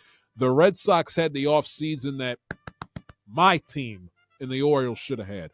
They brought in reinforcements in the rotation, and they brought a big bopper bat within that lineup that can hit for average, hit for power, championship experience, championship pedigree, and has a bit of that that nastiness, that get down and dirty, white knuckler, blue collar, ain't afraid to make enemies along the way type of personality that Alex Bregman has, that Rough Rider that my team desperately fucking needs. And the Red Sox went out there and got, not that we needed a third baseman, but it's the principle is what I'm trying to get at. They brought in Alex Bregman as well, and they got the best manager in the sport, within the division. Now, the big kicker is, can they sustain it throughout the course of a 162, and how many games is Aroldis Chappie Chapman going to blow in the back end of ball games for him this year? So, but I got the Boston Red Sox, all of that, the worries be damned. I like them a lot. 96-66. Their over-under number for the season is at 90.5. No, that's the Philadelphia Phillies. I apologize. It's at 86.5. Left my glasses at the house. That was a poor decision. 86.5 for the Boston Red Sox. Go over. They'll win 10 games more. 96-66 win the division. Coming in second place, they got the most talented lineup 1 through 9 within the division, and arguably, if you ask some people, within the American League. The difference is, and the key point is, can they sustain it throughout the course of 162? And when they get into slumps, either individually or collectively, do they have the mental fortitude, the mental toughness, the championship grit, and the, as Marv Lee would put it, the championship fiber within themselves and the belief within each other that they can collectively and or at times individually pull themselves out of it during the dog days of the season when the shit gets thick and when it inevitably will hit the fan, which comes with the 162 marathon. So you take that into consideration. Yes, they lost Burns and Tony, two big losses, but outside of that, the majority of their team is coming back. They cut the dead weight in Craig Kimbrell, which is a positive. They brought back a quote-unquote glue guy at the last minute before camp broke of last week in Kyle Gibson, which will help if nothing else. It can't hurt at this point. Now, granted, no Grace Rodriguez will start the season. No Gunnar Henderson to start the season, at least for the good week, 10 days to start the campaign, which is a negative. And like I said, who knows if we'll see Kyle Bradish, when and if at all, throughout this 2025 season. And then not to mention, you factor in they got a lot of older guys. Eflin's not old, but he is over 30. And then the rest of the guys from that rotation ages, 33, 34, 35 years or older, 1 through 5. And then you also factor in outside of Cade Povich. And then, but again, Cade Povich, he had a nice back end to the season, but the starting part of it didn't work out so well. And to put a lot of your, quote unquote youth movement eggs into his basket, a little dicey. I hope he goes out there and is the breakout superstar within this rotation that's below the age of 30. And he, being a left-handed starting pitcher, is a guy that my team is going to need to provide some balance and to get some lefty bats out. But at the end of the day, again, ifs, buts, and a whole lot of maybes. Same with the Yankees. It applies with the Orioles here in 2025. Dean Kramer, he is what he is. Good guy, solid guy. Has a nice competitive spirit about him, but he is what he is. Best case scenario, get an ERA of 3.5, in between 3.5 and 3.8 out of him at best. At his worst and at the bare bones minimum, his ERA is going to flirt with the 4 marker. Has the tendency to give up a lot of home runs, which you don't like. So, and another thing about this team too, I'm sick and tired of, with your starters and with your bullpen, you have guys 2 out. You're able to get the first 2 batters out of the inning with ease.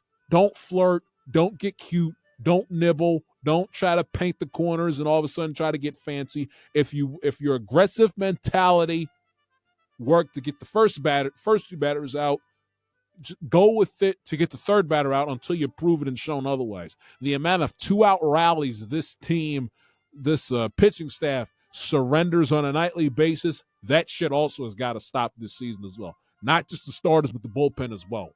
Enough with the 2-out rallies. Enough with the 2-out RBIs being surrendered. A, B, C.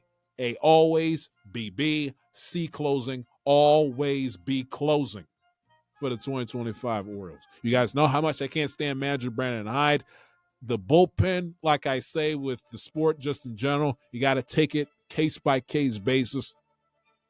1 year your bullpen's exceptional. The other year it stinks.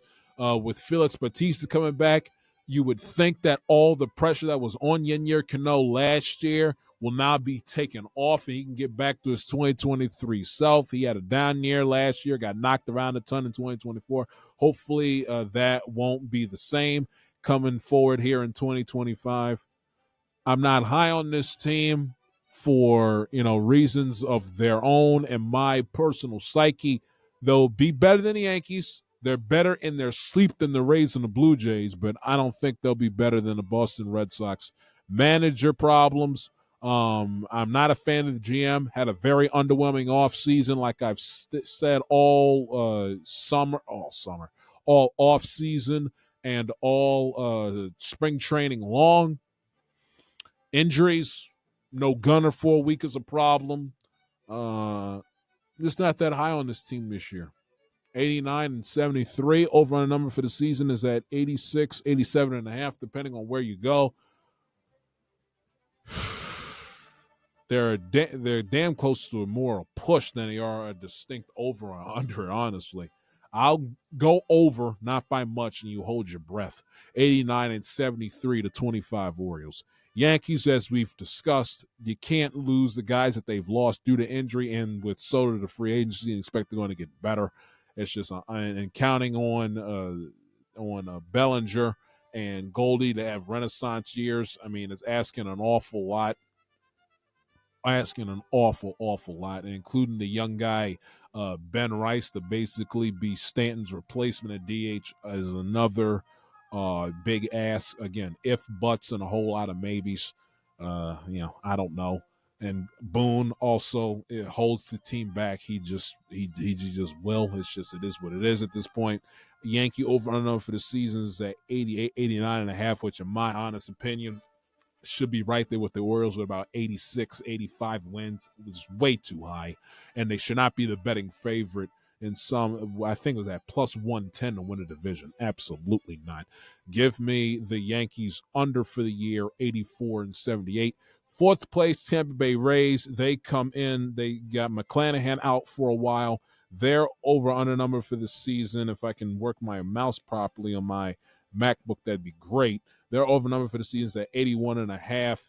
Give me the over for that, 82 and 80, fourth place for your Tampa Bay Rays. For the Toronto Blue Jays, they're over under number for the season. Some markets at 78, some it's at 79, some it's at 80. Give me the under, 75, 87, last place for the Toronto Blue Jays in 2025.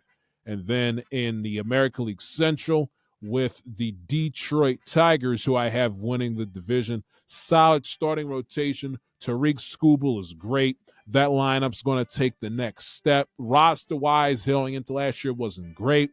Didn't really add a whole hell of a lot. Yes, they got back Jack Flaherty in free agency, but in a lineup, they didn't do a whole hell of a lot. But I don't think necessarily it's a bad thing. Let a young collection of talent have an offseason to gel, mold, get themselves better, and grow as professionals. They have an excellent manager in A.J. Hinch.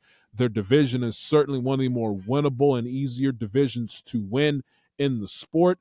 The Detroit Tigers, their over-under number for the season is currently at, if I can find it, I wish they had it, in order by division instead of in this gobbledygook, smorgasbord that they have here. They're where is Detroit? I can't seem to freaking find them. They're over under for the season, if I can find the damn thing, is at, stand by, I'm scrolling, 83, some markets, some sports books, 84 and a half. Give me the over. Tigers go 93 and 69 and win the American League Central. Second place, the Cleveland Guardians. Last year, obviously, being the American League runners-up, had a hell of a series against their rival Tigers in the ALDS. Class A imploded against the Yankees. Their bats fell into a deep slump, especially in that Game 5 against the Yankees in the ALCS. That's a team with them. They always find a way to win a division by hook or by crook. They always find a way to win games in the high 80s, low 90s win total, and to put together a respectable postseason until evidently they run into the Yankees and they can't find a way to conquer that hurdle. They're over and under number for the season at 82 and a half. They lost Josh Allen due to free agency. Let's not forget that either. Give me the over for the Guardians. When you're in division with the Chicago White Sox, going to get a lot of free wins on the table. So in reality, they could be like an 83, 84 win team on the surface level. But when you play the White Sox about 13 times, that's going to inflate your win total a little bit. I think they're going to win in the low 90s, 91 and 71 in second place in the Central. The Kansas City Royals, who won a playoff series against my aforementioned Orioles, lost to the Yankees in the ALDS. They're over on a number for seasons at 83 1.5 for the most part. Give me the over for them too. Same reason, Bobby Witt Jr. in the obviously he's one of the betting favorites to win American League MVP this year in 2025. Salvador Perez, the veteran who just always finds a way to produce. Vidi Pasquantino has an opportunity to take the next step. Got a solid rotation. Let's see what the Kansas City Royals do. Third place, I think they win 91 games, the same as the Guardians. Third place tie for second in the American League Central. Their over-on number for the season is at 83.5. I'd go the over for that. The Minnesota Twins coming in fourth, 82-80, midst of a possible ownership change. Didn't do much throughout the course of the offseason. When you have to hang your hats on Byron Buxton and Carlos Correa to stay healthy, you're playing with fire. When they're on their game, they're one of the best players in all of baseball, but they can't stay on the field collectively and consistently worth a damn, and that spells problems for the Minnesota Twins. 82-80 and in fourth place. They're over on for seasons at 84, 83.5. I would go the under before the Minnesota Twins. Coming in fifth place, the Chicago White Sox winning only 35 games. I got 35-27. They're over on number for the season at 53.5. I would bet the under on that one. They stink. They're a joke, a disgrace of a franchise. Last place, 35-27, which I would believe that would break. No, not believe. It would break their record that they set last year for the most losses in a single season, breaking obviously the expansion Mets of the early 60s. Switching gears to the West, I got the Texas Rangers coming in at 95-67 to win the division. I think, honestly, they're not being talked about a lot. You're hearing a lot of conversation, the Red Sox, the Orioles, some teams in the Central. I think the Texas Rangers with Bruce Bochy, pound for pound, the best manager in the sport. Now they need to stay healthy. That's the kicker. They could not hit last year, and they got battered and bruised to hell and back with injuries. But Kumar Rocker, Jack Leiter within that rotation, hanging your hat on, same thing with a little bit, not necessarily because of lack of production, but in terms of injury history, Jacob deGrom. I understand when he's on his game, he's healthy, he's one of the best pitchers in all the sport, but eventually you gotta have to not say the hell with it, but you gotta take a player in their injury history for what they are. So I just, if they get him and he's healthy, he can produce. It's an added bonus. But I'm not looking at Jacob deGrom and him being healthy or not being a difference maker within that rotation for the Texas Rangers. And keep in mind too, let me pull it up. Evan Carter did not make the opening day roster. Batted 154 with an OPS of under 420, 419 to be specific during spring training. He'll start the season in the minor leagues. I don't think that matters though. If they stay healthy, they can hit. Rocker and Leiter get it done within that rotation, and then if Jacob deGrom adds something, you'll take that and run with it. Over under for seasons at 85, 86.5 for the Texas Rangers. I'd go over. I think they win 95 games this year. I really do. Got a damn good manager. If they can hit, one of the best lineups in the sport, got young talent. Corey Seager, the abdominal issues are and should be behind them this year. Give me the over for the Texas Rangers at 95-67 to win the West. They have arguably the best starting rotation, top to bottom, in all of the American League. The problem is they can't hit worth a damn, and they really didn't do much in free agency to help their causes. The Seattle Mariners coming at second place at 83-79 is where I have them. Their over-under number for the season currently stands at 84, some places 85.5. I go under. If you can't hit, again, in order to make it to October, you got to be able to hit. In order to win in October, you got to be able to pitch. They have the pitching that can win in October. They don't have the hitting that can win them games April through September. Give me the under for the Mariners second place, 83-79. Even if they make the postseason, I think they make it as a wild card, and they wouldn't be able to make much noise in the postseason anyway with that feeble lineup of theirs. Third place, I think this is the year also. There's another storyline I wanted to get to, but I was a little bit too long-winded, and I'll get to it right now. Can the Houston Astros somehow, some way extend their championship contention window in 2025. They lost a lot of guys in free agency throughout the course of the year. Kyle Tucker being the big name, obviously. Their bullpen was not great. They overpaid for Josh Hader last year, and they paid for it dearly, especially in the Detroit Tiger playoff series last season. And they're going to put Jose Altuve in left field, both strategy cotton. Hopefully it pays off for them. They're over on the seasons at 86, 87 and a half. I got it under 82 and 80. And spoiler alert, the Houston Astros, by my vantage point, will miss the playoffs in 2025. Third place for the Houston Astros at 82 and 80. Bet the under for them at 86 and a half. Fourth place. Now listen, they spent money, made a nice little headway. They won't be terrible, but playing in Sacramento in that heat, a lot of night games, especially on getaway day, and they're nowhere near as good as they don't have as nearly as good as the pitching as the Mariners, have nearly as good as an offense or a manager as the Rangers, and I think they're a light years away from the three teams in the Centrals we discussed, and the Yankees, Red Sox, and Orioles in the East. I think the A's will be competitive. They'll be watchable. They'll be competent. 72 and a half is their number. I go over for them 79 and 83, fourth place in the West. Fifth place, the Angels, 75 and 87. Can Mike Trout last the whole year? 71 and a half is their number. If Mike Trout can stay healthy and make it through a 162, give me the over 75 and 87 for the American League West. Last place, LA Angels of Anaheim for you, Mike and the OC. Playoff teams, the six are as follows. The division champions first, and then the wild card teams, Red Sox, Rangers, Tigers, your division champions, and then your wild cards in this order, Royals,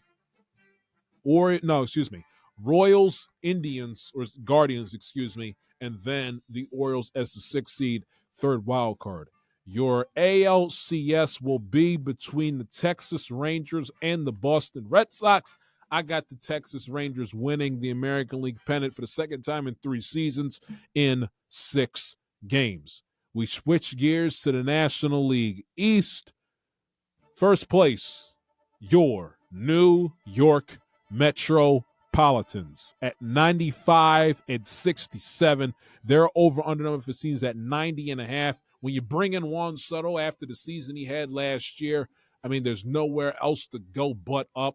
They brought back Pete Alonso for vibes and 25 home runs for the right price at the last minute in free agency. They got a young lineup, deep with talent. They can rake. Francisco Lindor's trajectory as a Met is, it's like that yodeling game. From The Price is Right, where he just continues to just go up and up, and there's no cliff, not for this team, but they're just going to go up and up and up and up and up. They're relying on some young starters, stay healthy. Kodai Senga, can Clay Holmes work out as a starter? He gets the ball here opening day for the New York Metropolitans. Bullpen with Diaz. I like the New York Mets this season. Have a gargantuan size season and build off the tremendous momentum and good karma they built with that sensational September and October they had, and August for that matter, in 2024. Give me an over for the Mets, win the division 95 and 67 in the East. Second place, I think, is interchangeable between the Phillies and the Braves, to be quite honest with you. 2 teams that can win in the low 90s win total. I think both teams, you get 3 playoff teams coming out of the East, the division champion, and then the second and the third place teams that I think will be like this, nip and tuck between 2 and 3. The Phillies, they didn't do really much of anything throughout the course of the offseason. Their bullpen has got to be better. That's number one. And their lineup has got to make some strides. Now, what strides can you do? We got a lot of guys that's in the age of 30, like Tree told you, Schwarber, Castellanos, Harper, Trey Turner, JT Realmuto. I mean, we're at the point with these guys in their career where they kind of are what they are. You know, they're either going to stay stagnant or their players going to go in the toilet. So, I mean, they're a good baseball team, don't get me wrong, but, you know, like what these other teams, as we've discussed, their season begins their first playoff game in October. You know, they can win 90 games, 95, 97, 105 means nothing. I mean, they've been in the postseason consecutively since what, the 2000 and I want to say the 2020. Well, they made it in 2021, if I'm not mistaken, off the top of my head. But they've been in the playoffs rather consistently as of late. Eventually, you got to climb over that hump and win a World Series. You know, they lost the World Series that they could have won hadn't that their bats gone quiet. And obviously, the decision made by Thompson in that sixth inning, which led to the Yordan Alvarez monster shot, which gave the Astros essentially the game. No, they didn't make it in 2021. They went 82 and 80. Since 2022, they've been so 22, 23, 22 made the World Series, and then 23, 24 they went empty. Eventually, 2025, you know, win the World Series to suffer the consequences. But anyway, the point still stands with Rob Thompson and that lineup that's just got to do a better job being more well-rounded as an offensive unit. They're over on the number for seasons at 90, 91 and a half, depending on where you check. Give me the over, not by much, 92 and 70 for the Philadelphia Phillies. Braves, same story. 91 and 71 for them. They're over under for season at 93 and a half. I go under. They lost Max Fried and Charlie Morton due to free agency. How healthy can Ronald Acuna be, and how powerful will he be collectively as the five-tool superstar that he is remains to be seen. To start the year, they're not going to hold any reins on him. They're just going to say, hey, we trust you. You know your body better than we do. Go balls to the wall as much as you possibly can, and we'll take it from there. Third place, Atlanta Braves, and an injury bug did them in last year. No one's fault, really. You know, I can't go out there and blame Snitker. Can't really blame the rest of the guys. I mean, when they had as many guys on season-ending injury reserve and for his, 10-day DL stints at a time, I mean, what are you going to do at the end of the day? They made the playoffs by the head of Chinny Chin Chin. And, you knew they didn't have a prayer against the San Diego Padres in the wild card series. But they're going to make the playoffs again, 91-71 at third place in the East. Fourth place, the Nationals, young talent, going to be better this year. Make some strides, make some headway. They're over under for the season for this young bunch. Currently is at 72, 71 and a half. Give me the over 77-85 for the Nationals. Marlins 62 and a half. They're over the number for the season if you care. Bet the under 61-101 for the Marlins. Switching gears to the Central with the Reds at 91 and 71. They got a damn good manager in Terry Francona, which I think is arguably one of the best moves of the offseason in the 24-25 cycle, which is going to pay huge dividends within that division that's so nip and tuck. They underratedly have one of the better rotations within that division. Doesn't get ready to talk about it, but they can pitch. Ellie De La Cruz is the alpha dog within that lineup. Are they going to win the World Series this year? No. But I think if all goes well, they can make the playoffs, win a division, and put together a nice, memorable season for those out there by the riverfront. 91 and 71 division champion for your Cincinnati Reds in the Central. Over under for seasons at 80 and a half. Hammer the over, baby. Hammer the over for the Cincinnati Reds. Second place, I go with the Cubs. 85-77. They brought in, obviously, Kyle Tucker from the Houston Astros to improve their offense. You got to be able to stay consistent hitting. They did not do a good job in the first two games for what it's worth against the Dodgers in Tokyo last week. That can't be a sign of things to come for this team here in 2025. Second place, 85 and 77 under Craig Counsell in the National League Central. Third place, Pittsburgh Pirates. You heard Tree talk about how apathetic he and the rest of the fan base is for the most part in the city of steel towards this team. can the young talent that they have throughout that lineup mature? If they can make some noise, led by Paul Skeens, that ace among that rotation. If not, they're going to be a very ho-hum team, but they'll be competitive. They'll be respectable. Over under number for seasons at 77, 76.5. Go over 83 and 79, third place for your Pittsburgh Pirates. Brewers, fourth place, 81 and 81. They always find a way. Again, shout out Steve Phillips. He said, and he made a good point, and he's right. They have a habit of undercutting themselves and still finding a way to win in spite of that. And then eventually you're going to keep undercutting yourself to the point where you're going to hit rock bottom, and you're going to have a season that's just not going to be very good. They lost that wild card series to the Mets in a heartbreaking fashion. They lost Devin Williams to the Yankees, going to be a huge asset for him here in 2025. Fourth place, the Brewers at 81 and 81. Their over-under number for the season currently is at 83.5. Under, they'll finish at 500. Then fifth place, the Cardinals, who are a complete mess. Marmol is a horrific manager. Why they have him around, I have absolutely no idea. Going to be a long season for Cardinal Nation. 76.5 go the under. 75 and 87 last place for the St. Louis Cardinals. Switching gears towards the National League West. Finally, in first place, to the surprise of nobody, you have the LA Dodgers coming in to win the division. They're over under seasons at 105.5 Caesars, 103.5 on DraftKings. Go the over. I think they're going to shatter the record of the 0-1 Mariners and win 120 games this year, 120-42 for the LA Dodgers in 2025 to win the division by a landslide. Coming in second place, Arizona Diamondbacks. They got a good rotation. You brought in Corbin Burns, that along with Zach Gallen. That's a hell of a job there throughout the course of the offseason. They got a good lineup. I believe they led the league in the most, or led baseball, I should say, in the most runs scored throughout the course of the year. Key with every team, it's health. So if you led by Corbin Carroll, you can pitch Gallen with obviously Corbin Burns. Got a damn good manager in Toy Lavello. They were just in the World Series a short 2 seasons ago.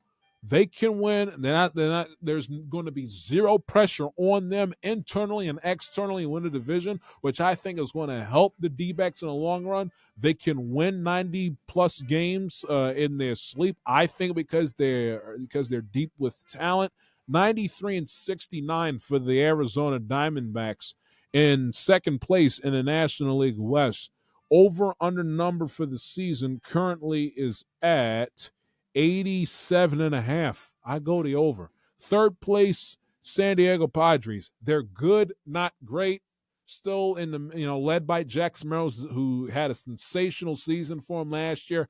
Manny Machado, who's all world. Hard to believe he's going into his 14th season, because he started at age 19, his 14th season, which is hard to believe at age, 32, going to be 33 years of age. So they'll be good making the playoffs. It's with how good and how rough the East is going to be. It's not going to be an easy task, but I think they'll win 90 games. 90 and 72 for the San Diego Padres. Over on the numbers at 85.5. I go the over for the Padres. Fourth place, they'll be respectable. I mean, you brought in Justin Verlander, whoop-de-damn-do. 85 and 77 for the San Francisco Giants. They're over on the number for seasons at 80.5. By the way, one quick note for the Padres to pay attention to. Yu Darvish will miss the start of the season due to elbow inflammation. That news came down from manager Mike Schilt about 5 days ago, so keep account for that when you look ahead for the Padres in 2025, to keep your eyes and ears peeled on as well. Giants 85-77 original point. Rockies in last place 65 and 97. Over on number for season for them is at 59.5. If you want to play the over, be that at your own discretion. Your 6 playoff teams in order by division champion to the team with the worst record to get the third wild card 6th seed. Dodgers, Mets, Reds, D-backs, Phillies, Braves. So And I think the wild card spot it's locked in. You know, the team that finishes second fiddle to the Dodgers, which I think in all likelihood to be the D-backs, and then the two teams that don't win the East that finish with a plus 500 record.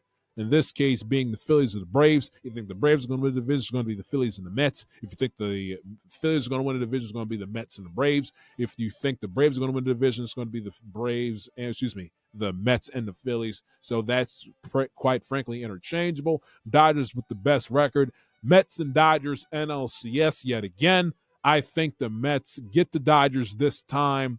They nearly pushed into a seventh game last year. They're a better team with Soto, by the way.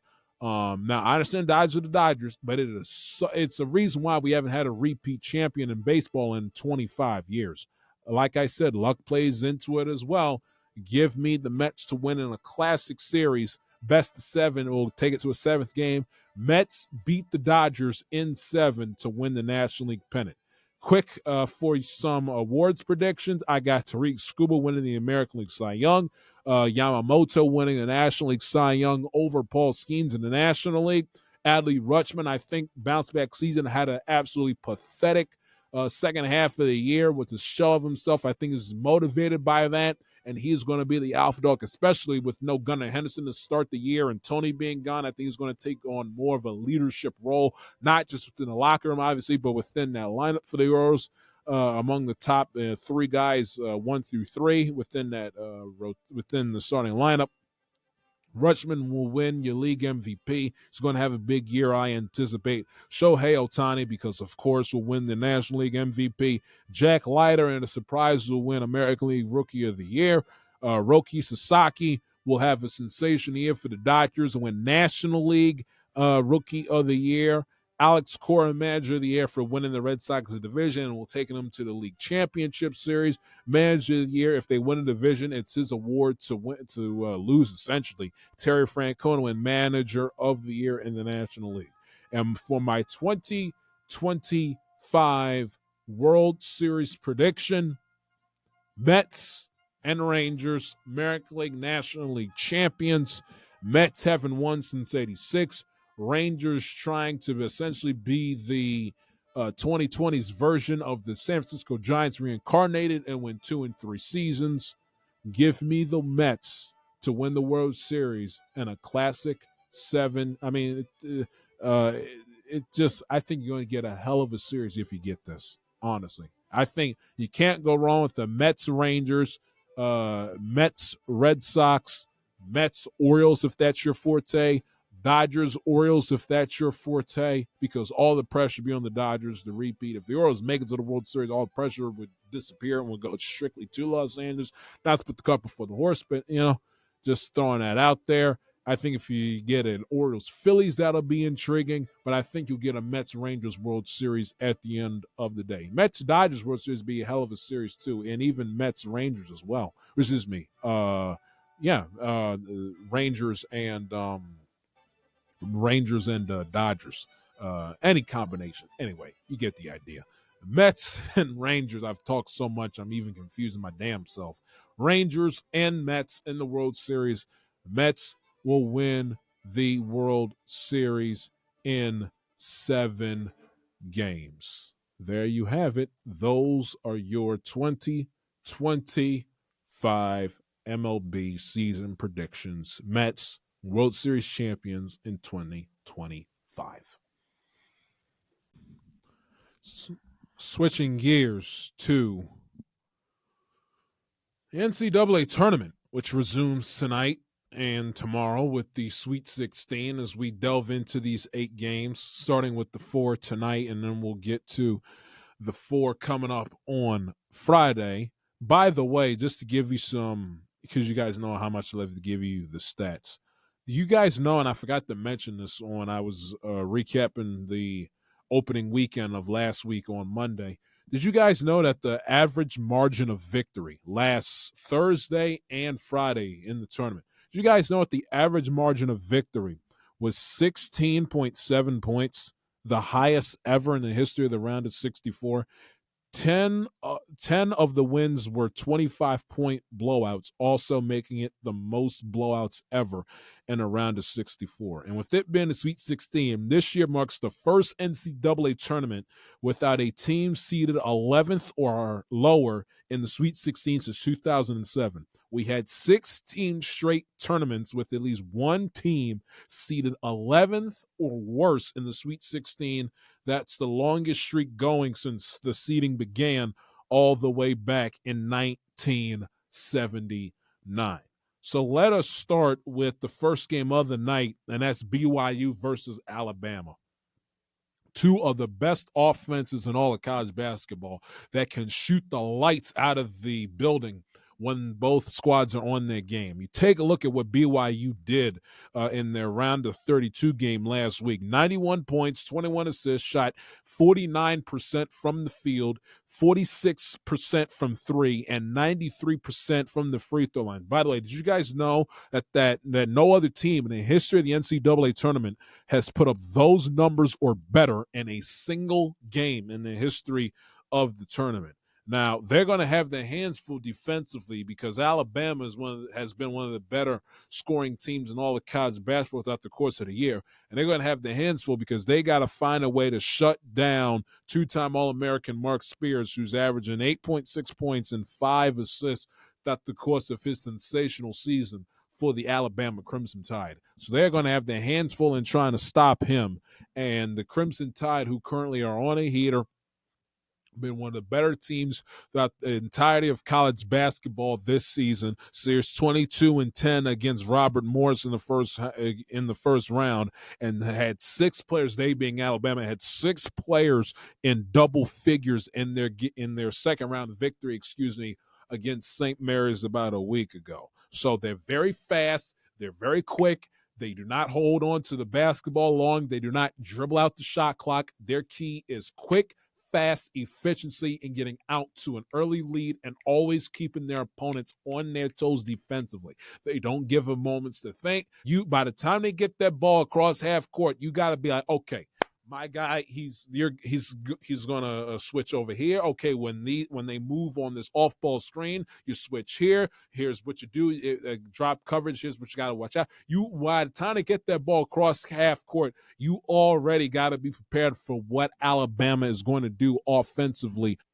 On the flip side, Alabama defensively has to make sure they're not giving up the simple, easy threes outside to BYU. They're one of the more efficient offenses in all of college basketball. They don't really make a lot of mistakes in terms of shooting themselves in the foot offensively. They rank in the top 30 in three-point percentage, 37.3, and top 10 in two-pointers at 58%. They don't miss a lot of baskets. They're very decisive. They're very strategic when they're guys on the floor take a shot. They take a lot of smart shots, a lot of high percentage makeable shots. They are not a willy-nilly risk-taking team in terms of their shot selection offensively. So, and Sears said it earlier this week, said, quote, "We can't give them simple threes." So you got to be able to make them pick and choose their spots, and the higher difficulty of shots BYU takes, the better a chances Alabama's going to have in winning this game. So they got to be able to limit the damage Alabama in terms of taking away the high percentage shots and forcing BYU into taking the tougher shots offensively. And BYU also has to make sure that they're ready for a track meet, because Alabama, they can score and they can do it quick, and they have one of the best, highest paced tempos in all of college basketball. So I think this will be an absolute barn burner of a basketball game to speak of when it comes time for tip-off later tonight. But it's going to be what defense can make the most plays throughout the sequence of the game, and what team can take away the opponent's strength and can do it at a consistent basis. And if that happens, who is going to be willing to adjust and not be as stubborn and not be so stubborn to come off of their the typical bread and butter if for whatever the reason it doesn't pan out in the early going. So I think this is going to be a very intriguing, entertaining game to start between BYU and Alabama coming up tonight. And in the second game, between Maryland and Florida. It's going to be interesting. For one, Maryland has had to deal with a lot of off-the-court nonsense with ADs and the future of ADs and whether or not Kevin Willard's going to leave and take the Villanova job. So they've had to deal with that distraction in the aftermath of their thrilling victory over Colorado State on Sunday night, as we discussed earlier this week. And they're coming in to take on the hottest team in all of college basketball in the Florida Gators, who are just in a groove right now where they can do no wrong. And oh, by the way, explain to me how it's completely fair for both teams, basically two teams that's on the East Coast, a former ACC team that's in the Big Ten, and an SEC team. They both play on the Eastern Seaboard. How in the hell are they in the West region? And then, oh, by the way, have them play 3,000 miles cross country to play their regional semifinal games in San Francisco. I mean, the environment in that building in San Francisco is going to be so quiet and so antiseptic because, what Florida, what Maryland fan is getting on a plane in the middle of on a work week, non-holiday week, especially on opening day, no less, the weekend of opening day, to fly cross country to go watch their teams playing a regional final. I mean, the NCAA. And meanwhile, you take a look at Duke, for instance. Where do they play? They play there. I think they got their games in the East region in Newark, New Jersey, if I'm not mistaken. And it got Arizona going to Jersey, and Maryland and Florida got to go out west. I mean, really? Crazy. I mean, and it's so, the way that they do it is so dumb. It really is. BYU and Arizona got to go east, and 3 out of the 4 teams in the West region got to fly damn near cross country to play their games. Arkansas, 2 SEC teams and a Big Ten team that's on the East Coast in Maryland. It's debauchery, to be quite honest with you. But anyway, I digress. Maryland, Florida. I think this distraction of the future of their coach, listen, they were able to skirt by and were able to deal with it and win in spite of it last weekend. I think with it being a week, they've Monday, Tuesday, Wednesday, and in the early parts of Thursday, with it being out there in the ether and it being a topic of conversation for the college basketball world and amongst the Maryland fan base, I think it has done more harm than it's going to do good, to be quite honest with you. But I just take a look at, Maryland, they got a good team, Queen and obviously Reese have done a sensational job leading the pack. I mean, they got a bunch of future NBA starters and lottery picks on their team. Can they keep up with the explosive offensive attack of Florida with the great guard play that they have? I don't know. Remains to be seen. Florida has been on a heater, and they're bound to get cold at some point. Is Maryland the team? I've had a bad back, which is why I'm continuing to get up and twitch and squirm and everything else as of late. So I apologize. But can Maryland, flush away the distractions of the Willard drama and keep up with Florida? I'm not too sure. They're playing with house money. It feels like, even though they're kind of in a damned if they do, damned if they don't kind of situation, because if they lose, who knows if the program is going to be nearly as good in 2025 and beyond, with the leaving of their coach and maybe Queen going into the NBA and everything else. So I don't know. It should be very, very interesting. And then meanwhile, Florida has been a better team, arguably, than Maryland to spend the last handful of weeks, led by obviously that sensational performance that Walter Clayton Jr. put together on Sunday to dethrone the champs. But they're in a very, very, very tricky spot. Maryland is. Very tricky spot. Queen, Big Ten Freshman of the Year, has had a sensational season. It is. They're in a tricky spot. I don't see dealing with the opponent, how great that they've been. this hot streak they've been on.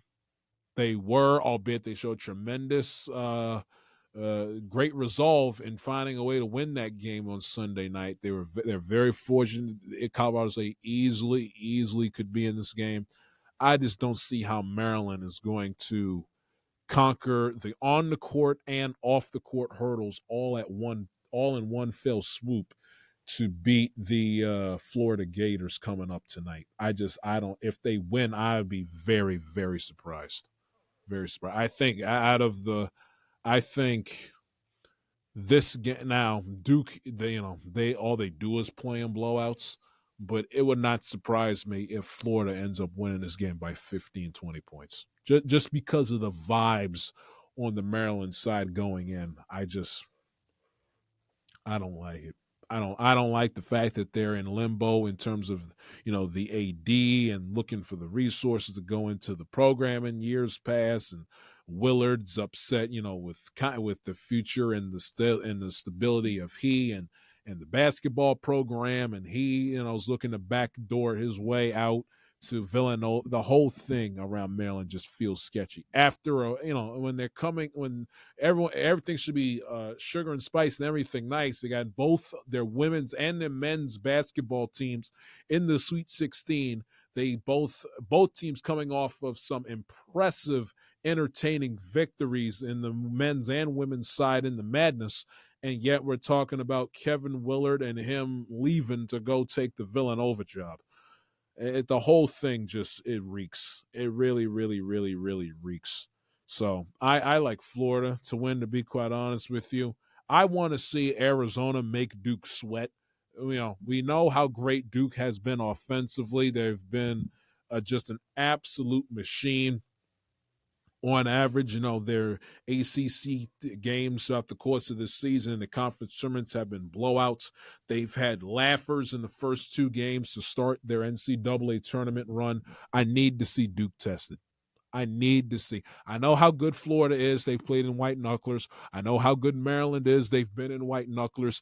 I know how good, obviously, Arkansas has been. They've played in the SEC, which has been a white knuckler of a season in and of itself. I know how good Michigan State is. I know how good Tennessee is. I know how good Michigan is. I know how good Auburn is. I know how good Houston is. I know how good Purdue is. I need to know. I know they are dominant. I want to know how good to great Duke is. I need to see them play in a white knuckler where their season is on the table with a minute, 20 seconds to go in regulation. And I have not seen that throughout the course of the year. Now, whether it's because they are so damn good and I'm blind to that, or because of the fact their competition has been so inferior to them as of late up until this point where they haven't been really battle tested truly. So either or, eventually, and whichever side of the coin you fall on with this Duke team, eventually the chickens are going to come home to roost one way or the other. But I need to see them tested by Arizona. I need to see Arizona, hang with – if Arizona thinks they're going to win this game, and you take a look at how they performed against Oregon on Sunday, they're going to have to score 87 to score 87 in the high 80s, low 90s to give Duke a run here coming up later on tonight. They got to be able, and their offense has done exceptionally well. 88 points against Kansas, 86 against Texas Tech. Houston held them in check. They only scored 64 points, but 93 against Akron, 87 against Oregon. Their offense, dropped 113 against Arizona State in their penultimate game of the regular season. So their offense, they got a good offense, but how good is it, and can they keep up with Duke? That's the big question. I need to see, and I want to see Arizona make Duke sweat for a change.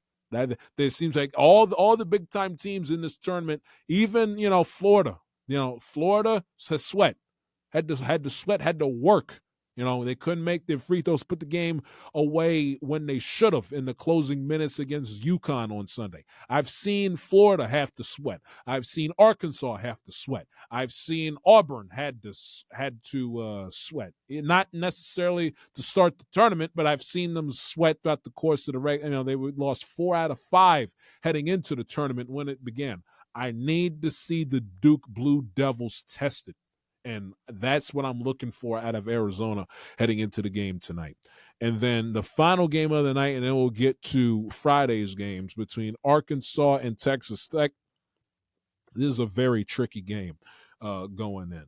Obviously, John Calipari trying to make it to yet another Final Four. If you can say that there's a quote-unquote Cinderella of the Sweet 16 field, you would take it from the lone double-digit seeded team that has made it this far, and that being the 10th seeded Arkansas Razorbacks, 5.5-point underdogs if you indeed are inclined to bet here later tonight.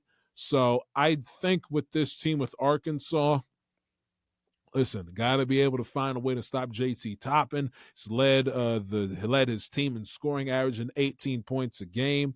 You have to be able to account for that defensively if you're John Calipari. And just have an opportunity, and you get the feeling from him and from this team, that they're playing with quote unquote house money. Go out there, free spirited, go balls to the wall because you got nothing to lose. But hey, we're here, Sweet 16. We have an opportunity to make the Final Four.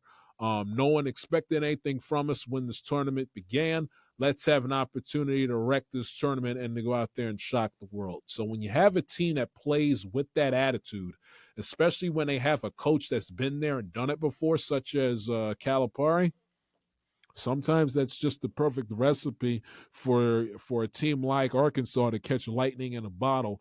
And next thing you know, in about a week or so time, we're looking at them with an opportunity to go to the national championship game down in San Antonio. And in terms, as we flip the page to the games coming up on Friday night, Ole Miss and Mississippi State is going to be a very interesting basketball game to start. Michigan State, what they've been able to do with Izzo has been absolutely just remarkable. Ole Miss, listen, they were very, very, very fortunate to beat North Carolina in their first round game last Friday. You got to be able to put the stake through your teams. I get very nervous and very concerned with the team that lacks a killer instinct and lacks an ability. It lacks that 5-finger death punch that can put an opponent away when they're down for the count and should be, signed, sealed, and delivered off to Cancun.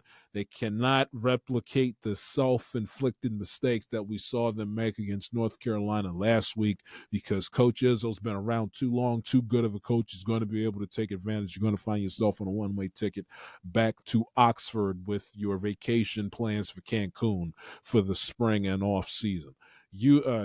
Kentucky and Tennessee.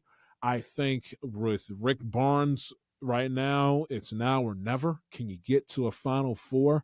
Can you get to a Final Four, and then from there, can you win a national championship? I think with Tennessee, they got a good defensive squad. You take a look in how they've performed throughout the course of the NCAA tournament as the 2 seed. They had a solid victory over UCLA in the second round, dominant victory over Wofford. I want to see them find that fire and strike up that fire and that level of intensity that we saw that kept them in that game against Florida in the SEC championship game, with this one being, essentially their toughest test since that Florida game in the SEC championship. Let me see this collection of Rough Riders band together and find a way to get to the regional final. They got a solid offense, not great, but a solid offense. They're more known for their defensive prowess. I think Tennessee will do a solid job as with the 3-2 in this SEC affair coming up in the Midwest regional semifinal coming up on Friday evening. Michigan and Auburn. Compelling. I think with Bruce Pearl and this offensive squad, Janai Broom obviously has been one of the better players in all of college basketball. Michigan is going to have their hands full dealing with him on the defensive side. They've had back-to-back laughers to start off the affair, the Auburn Tigers. Meanwhile, you take a look at Michigan. They had to work to beat UC San Diego, which would which would concern me. Played better against Texas A&M in the second round last week. I think, this is a game where, if Auburn is shooting the lights out of the basketball, they don't beat themselves, Broom's on his game, this is a game that I see Auburn winning with ease going away coming up on Friday night. And then lastly, with Purdue and Houston has got one of the more suffocating defenses, I should say, in all of college basketball. Their final defensive possessions in the closing seconds of the game against the Gonzaga is why Kelvin Sampson is one of the best, top 3 best coaches in all of college basketball. His defensive eye and mind, and how he views and how he coaches up his guys and game plans on a game in, game out basis is absolutely impeccable. Purdue is going to have to be able to withstand that, because you are not going to be able to score in the high 70s and in the 80s when you're going up against Houston. They make you. Now, he's evolved. His offenses has improved this year compared to the years prior, but he conforms his opponent to play by their brand of basketball, not the other way around. He makes you find a way to win games by the final score of 56-51, 61-57.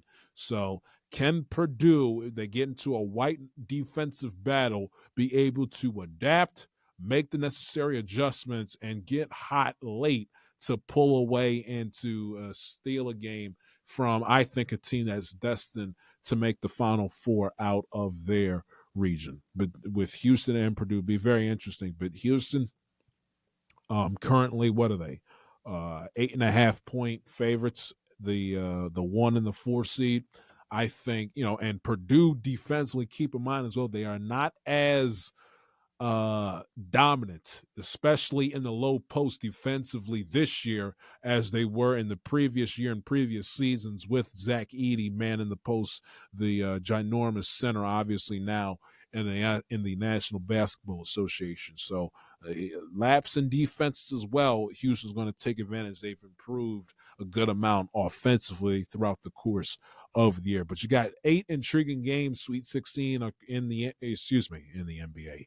Across the March Madness NCAA landscape, you got 4 tonight, 2 early head-to-head on TBS and CBS, 2 late on Thursday and on Friday, and you got the Elite 8 and then the Final 4 coming up next weekend. So it should be an intriguing one going forward here as we come down the home stretch in the 2024-25 basketball season. And I said it on Monday, and I say it again, because of the fact that you really didn't have a whole hell of a lot of upsets the opening weekend of the tournament, and because there really isn't no clear-cut hand over fist undisputed Cinderella here in the Sweet 16, I think you're going to make for a lot better basketball games, because these are and have been the 16, without a shadow of a doubt, 16 best teams across Division 1A men's college basketball throughout the course of the year. From November up to now, these have been the 16 best teams. Houston, Mississippi and Michigan State, Tennessee, Purdue, who made it to the championship game last year, Alabama, Duke, Maryland, Florida. These are the best teams. These are the 16. You can pick the order what 16, but these throughout the course of the year have been the 16 best teams throughout the sport all season long from start to finish. And I think with that, you'll get yourself a hell of a 2 nights back-to-back across college basketball on the men's side. Some quick notes that you guys need to know, or at least I want to give my opinion on before we get on up out of here. Juju Watkins, superstar of the USC Trojans, tore her ACL earlier this week in their second round victory, 96-59 over 9-seeded Mississippi State earlier this week. Obviously done, not just the back end of this playoff run, but you would imagine is going to miss a hefty amount of time at the start of their 25-26 campaign coming up. within later on this calendar year next season. So, and obviously they're going to have to play without her in their Sweet 16 game against Kansas State coming up on Saturday. But so and this is a major blow, not just obviously for the USC Trojans, obviously, because they're going to have to find a way, one of the better teams in all of college basketball, to find a way to win without their superstar when they're 2 wins away from going to the Final Four and 3 wins away from going to a national championship. But this is a blow to college basketball because this woman has been clearly one of the best college basketball players on the women's side across the country. And not only that, has done a sensational job and give her and the NCAA and USC credit. This is kind of, the passing of the torch. We went from Angel Reese, Caitlin Clark, and Cameron Brink to now passing the torch now to Paige Buchers and Juju Watkins as the face of women's college basketball. And she was when the tournament started around this time last week, she was rightfully so marketed and was showcased to be one of the game's more prolific players that us as basketball fans and us as sports fans should keep an eye on. One of the premier tickets as to why the women's tournament this year is especially highlighting around the USC Trojan team, why we should pay attention and why they are going to be appointment television throughout these 3 weeks. And for not only USC to lose her, but for the game of women's college basketball to lose her in the middle of their tournament is a rough break for all parties involved. So we hope Juju recovers in a timely, appropriate manner. Hope, no injury setbacks, no rehab setbacks, none of that along those lines. But I mean, it's just you hate to see it. You hate to see it. So Godspeed to her, and that she can make an appropriate recovery. And her teammates got their hands full coming up later on this weekend in their Sweet 16 game coming up on Saturday. Damian Lillard, speaking of injuries across injuries on the hardwood, I should say, he's got an injury that's just as severe as Juju's, because his is along the lines of a blood clot that he has in his right calf. He's on blood thinners, which has stabilized the clot and will continue regular testing. God knows when we will see Damian Lillard, not just throughout the course of the season, but obviously looking towards next year in 2025, 2026, and beyond. So the Milwaukee Bucks, who currently are going to have to find a way to finish off their to finish this regular season stride they're on and obviously make a respectable playoff run in the Eastern Conference without them. The Bucks currently are 40-32, 8 games above 500.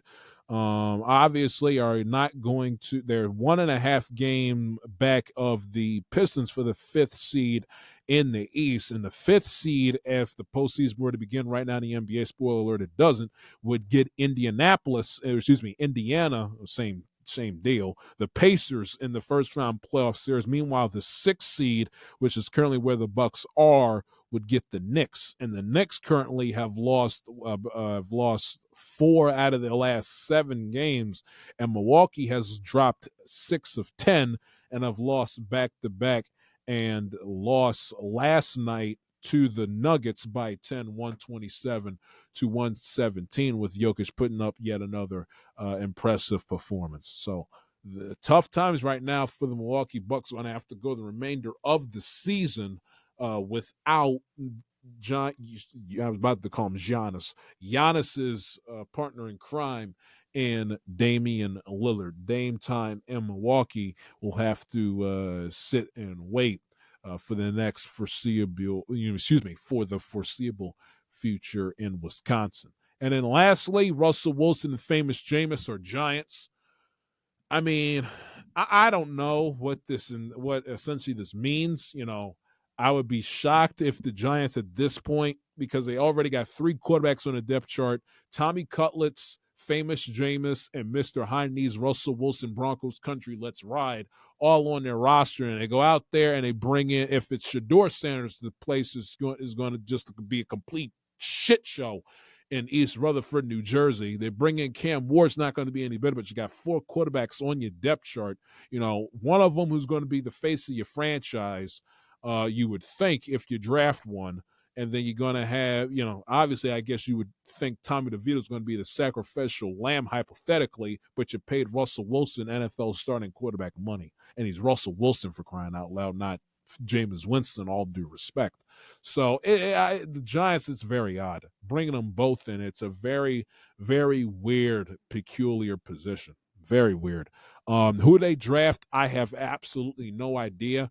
If they bring in both, which they did in Wilson and Jameis, maybe they go out there and draft, Travis Hunter or a non-quarterback, the best player on that's going to be left on the board after the first 2 teams.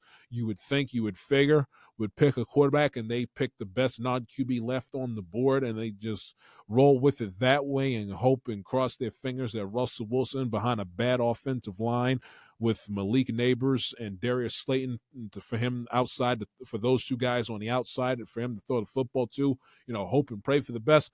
Who the hell knows? I mean, the New York Football Giants always leave you scratching your head and leaving you with more questions than they do having you left with answers. Who knows with them? I mean, Shane, if this isn't any, you can't find a bigger indication that Dable and Shane are dead man walking. If you can't find a bigger one than this, I don't know what to tell you. I mean, this team is DOA, and we're still a month out left until we hit draft night, and in about a good 6 months away, less than that, from week 1. So this is a team. Why John Mara just did, I understood why he did it from his perspective, but if it was me, I'd have shown Shane and Dable out the door when they should have done it the first time, Black Monday, January 6th, right after their season ended week 18, and would have started fresh there. Because now what you get the feeling is that Dable and Shane are putting because if they flame out, they get fired, they're not getting another GM head coaching job again. Shane's gonna go back to being an assistant GM within somebody's front office, head scout, whatever, and Dable is gonna come crawling back quietly to Sean McDermott and Josh Allen up in Buffalo if this implodes, which I think in all likelihood, most likely that it will. So, and you get the feeling that both of these guys are putting their careers ahead of the needs and the benefits and the well-being of the franchise, which I think from a Giants perspective, if you're a member of their fan base and or John Mara, I think is a very, very, very bad thing and a dangerous game you want to play when your franchise essentially is among the bottom of the totem pole, as one of the worst run franchises, one of the more high futility laden franchises in all the National Football League. I mean, these are the New York Football Giants that are being ran by and have been run by and have been run like and have played like, the NFC's version of the Cleveland Browns. And these are the Giants.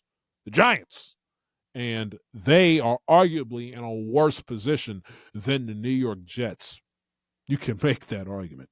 I mean, and this is, by the way, in the aftermath of them trading Saquon Barkley for a bag of magic beans, seeing him win a Super Bowl his first season in Philly. And, oh, by the way, what was the NFC Championship game? Oh, yeah, Washington and Philly. 2 teams that are going to run laps around this disgusting, putrid disgrace of a football team for the next decade plus. And it seems like to me, John Mara and the crew have exactly zero idea on how to counter that. And it's a damn shame. A damn shame. Well, that just about does it. Let's get on up out of here. It's a good show. Touched on a lot. College basketball, MLB, little NFL lady, even some women's college basketball, and the Dame Lillard situation in the NBA. If I feel like it, and if it's a slow day, slow week, or a slow weekend, I give you my 2 cents on that asinine, infantile, egregious, just disgusting beef between LeBron James and Stephen A. Smith if I feel like it. But if not, we'll obviously recap the Sweet 16 Elite Eight action across college basketball, give you some reaction of the opening weekend of the 2025 MLB season, and the NFL always finds a way to stick its beak in basketball and in baseball's time to shine as we look closer and closer ahead to the month of April. If you like what you heard or like what you saw, I mean, I don't know if any single ladies out there watching, but if you like what you saw, my DMs are open at the J Shield on Twitter and Instagram, by the way. If you like what you heard in terms of a sports talk point of view, please don't hesitate to subscribe to the Telekatalia's YouTube channel. Please don't hesitate to subscribe to yours truly on YouTube. Excuse me, I already said YouTube, but on Spotify, Apple Podcasts, and iHeartRadio. Follow me on Threads at the J Shield as well, at your own discretion if you're still on that app. Follow the show on Instagram at @Amatel_podcast and the show on Twitter at Amatel_it_TI_is. By the way, you want me to play a voicemail? I'll play it for you next show. Just email it email me your voicemail, college basketball, NBA, LeBron, Stephen A., MLB, NFL, whatever it is that you want, and I'll play it for you and react to it during the recording of the show. Just send it to me, email it to me. I'mmaTellItPod@gmail.com. I'mmaTellItPod@gmail.com. Until next time, have a great rest of your week and weekend. Until next time, adieu.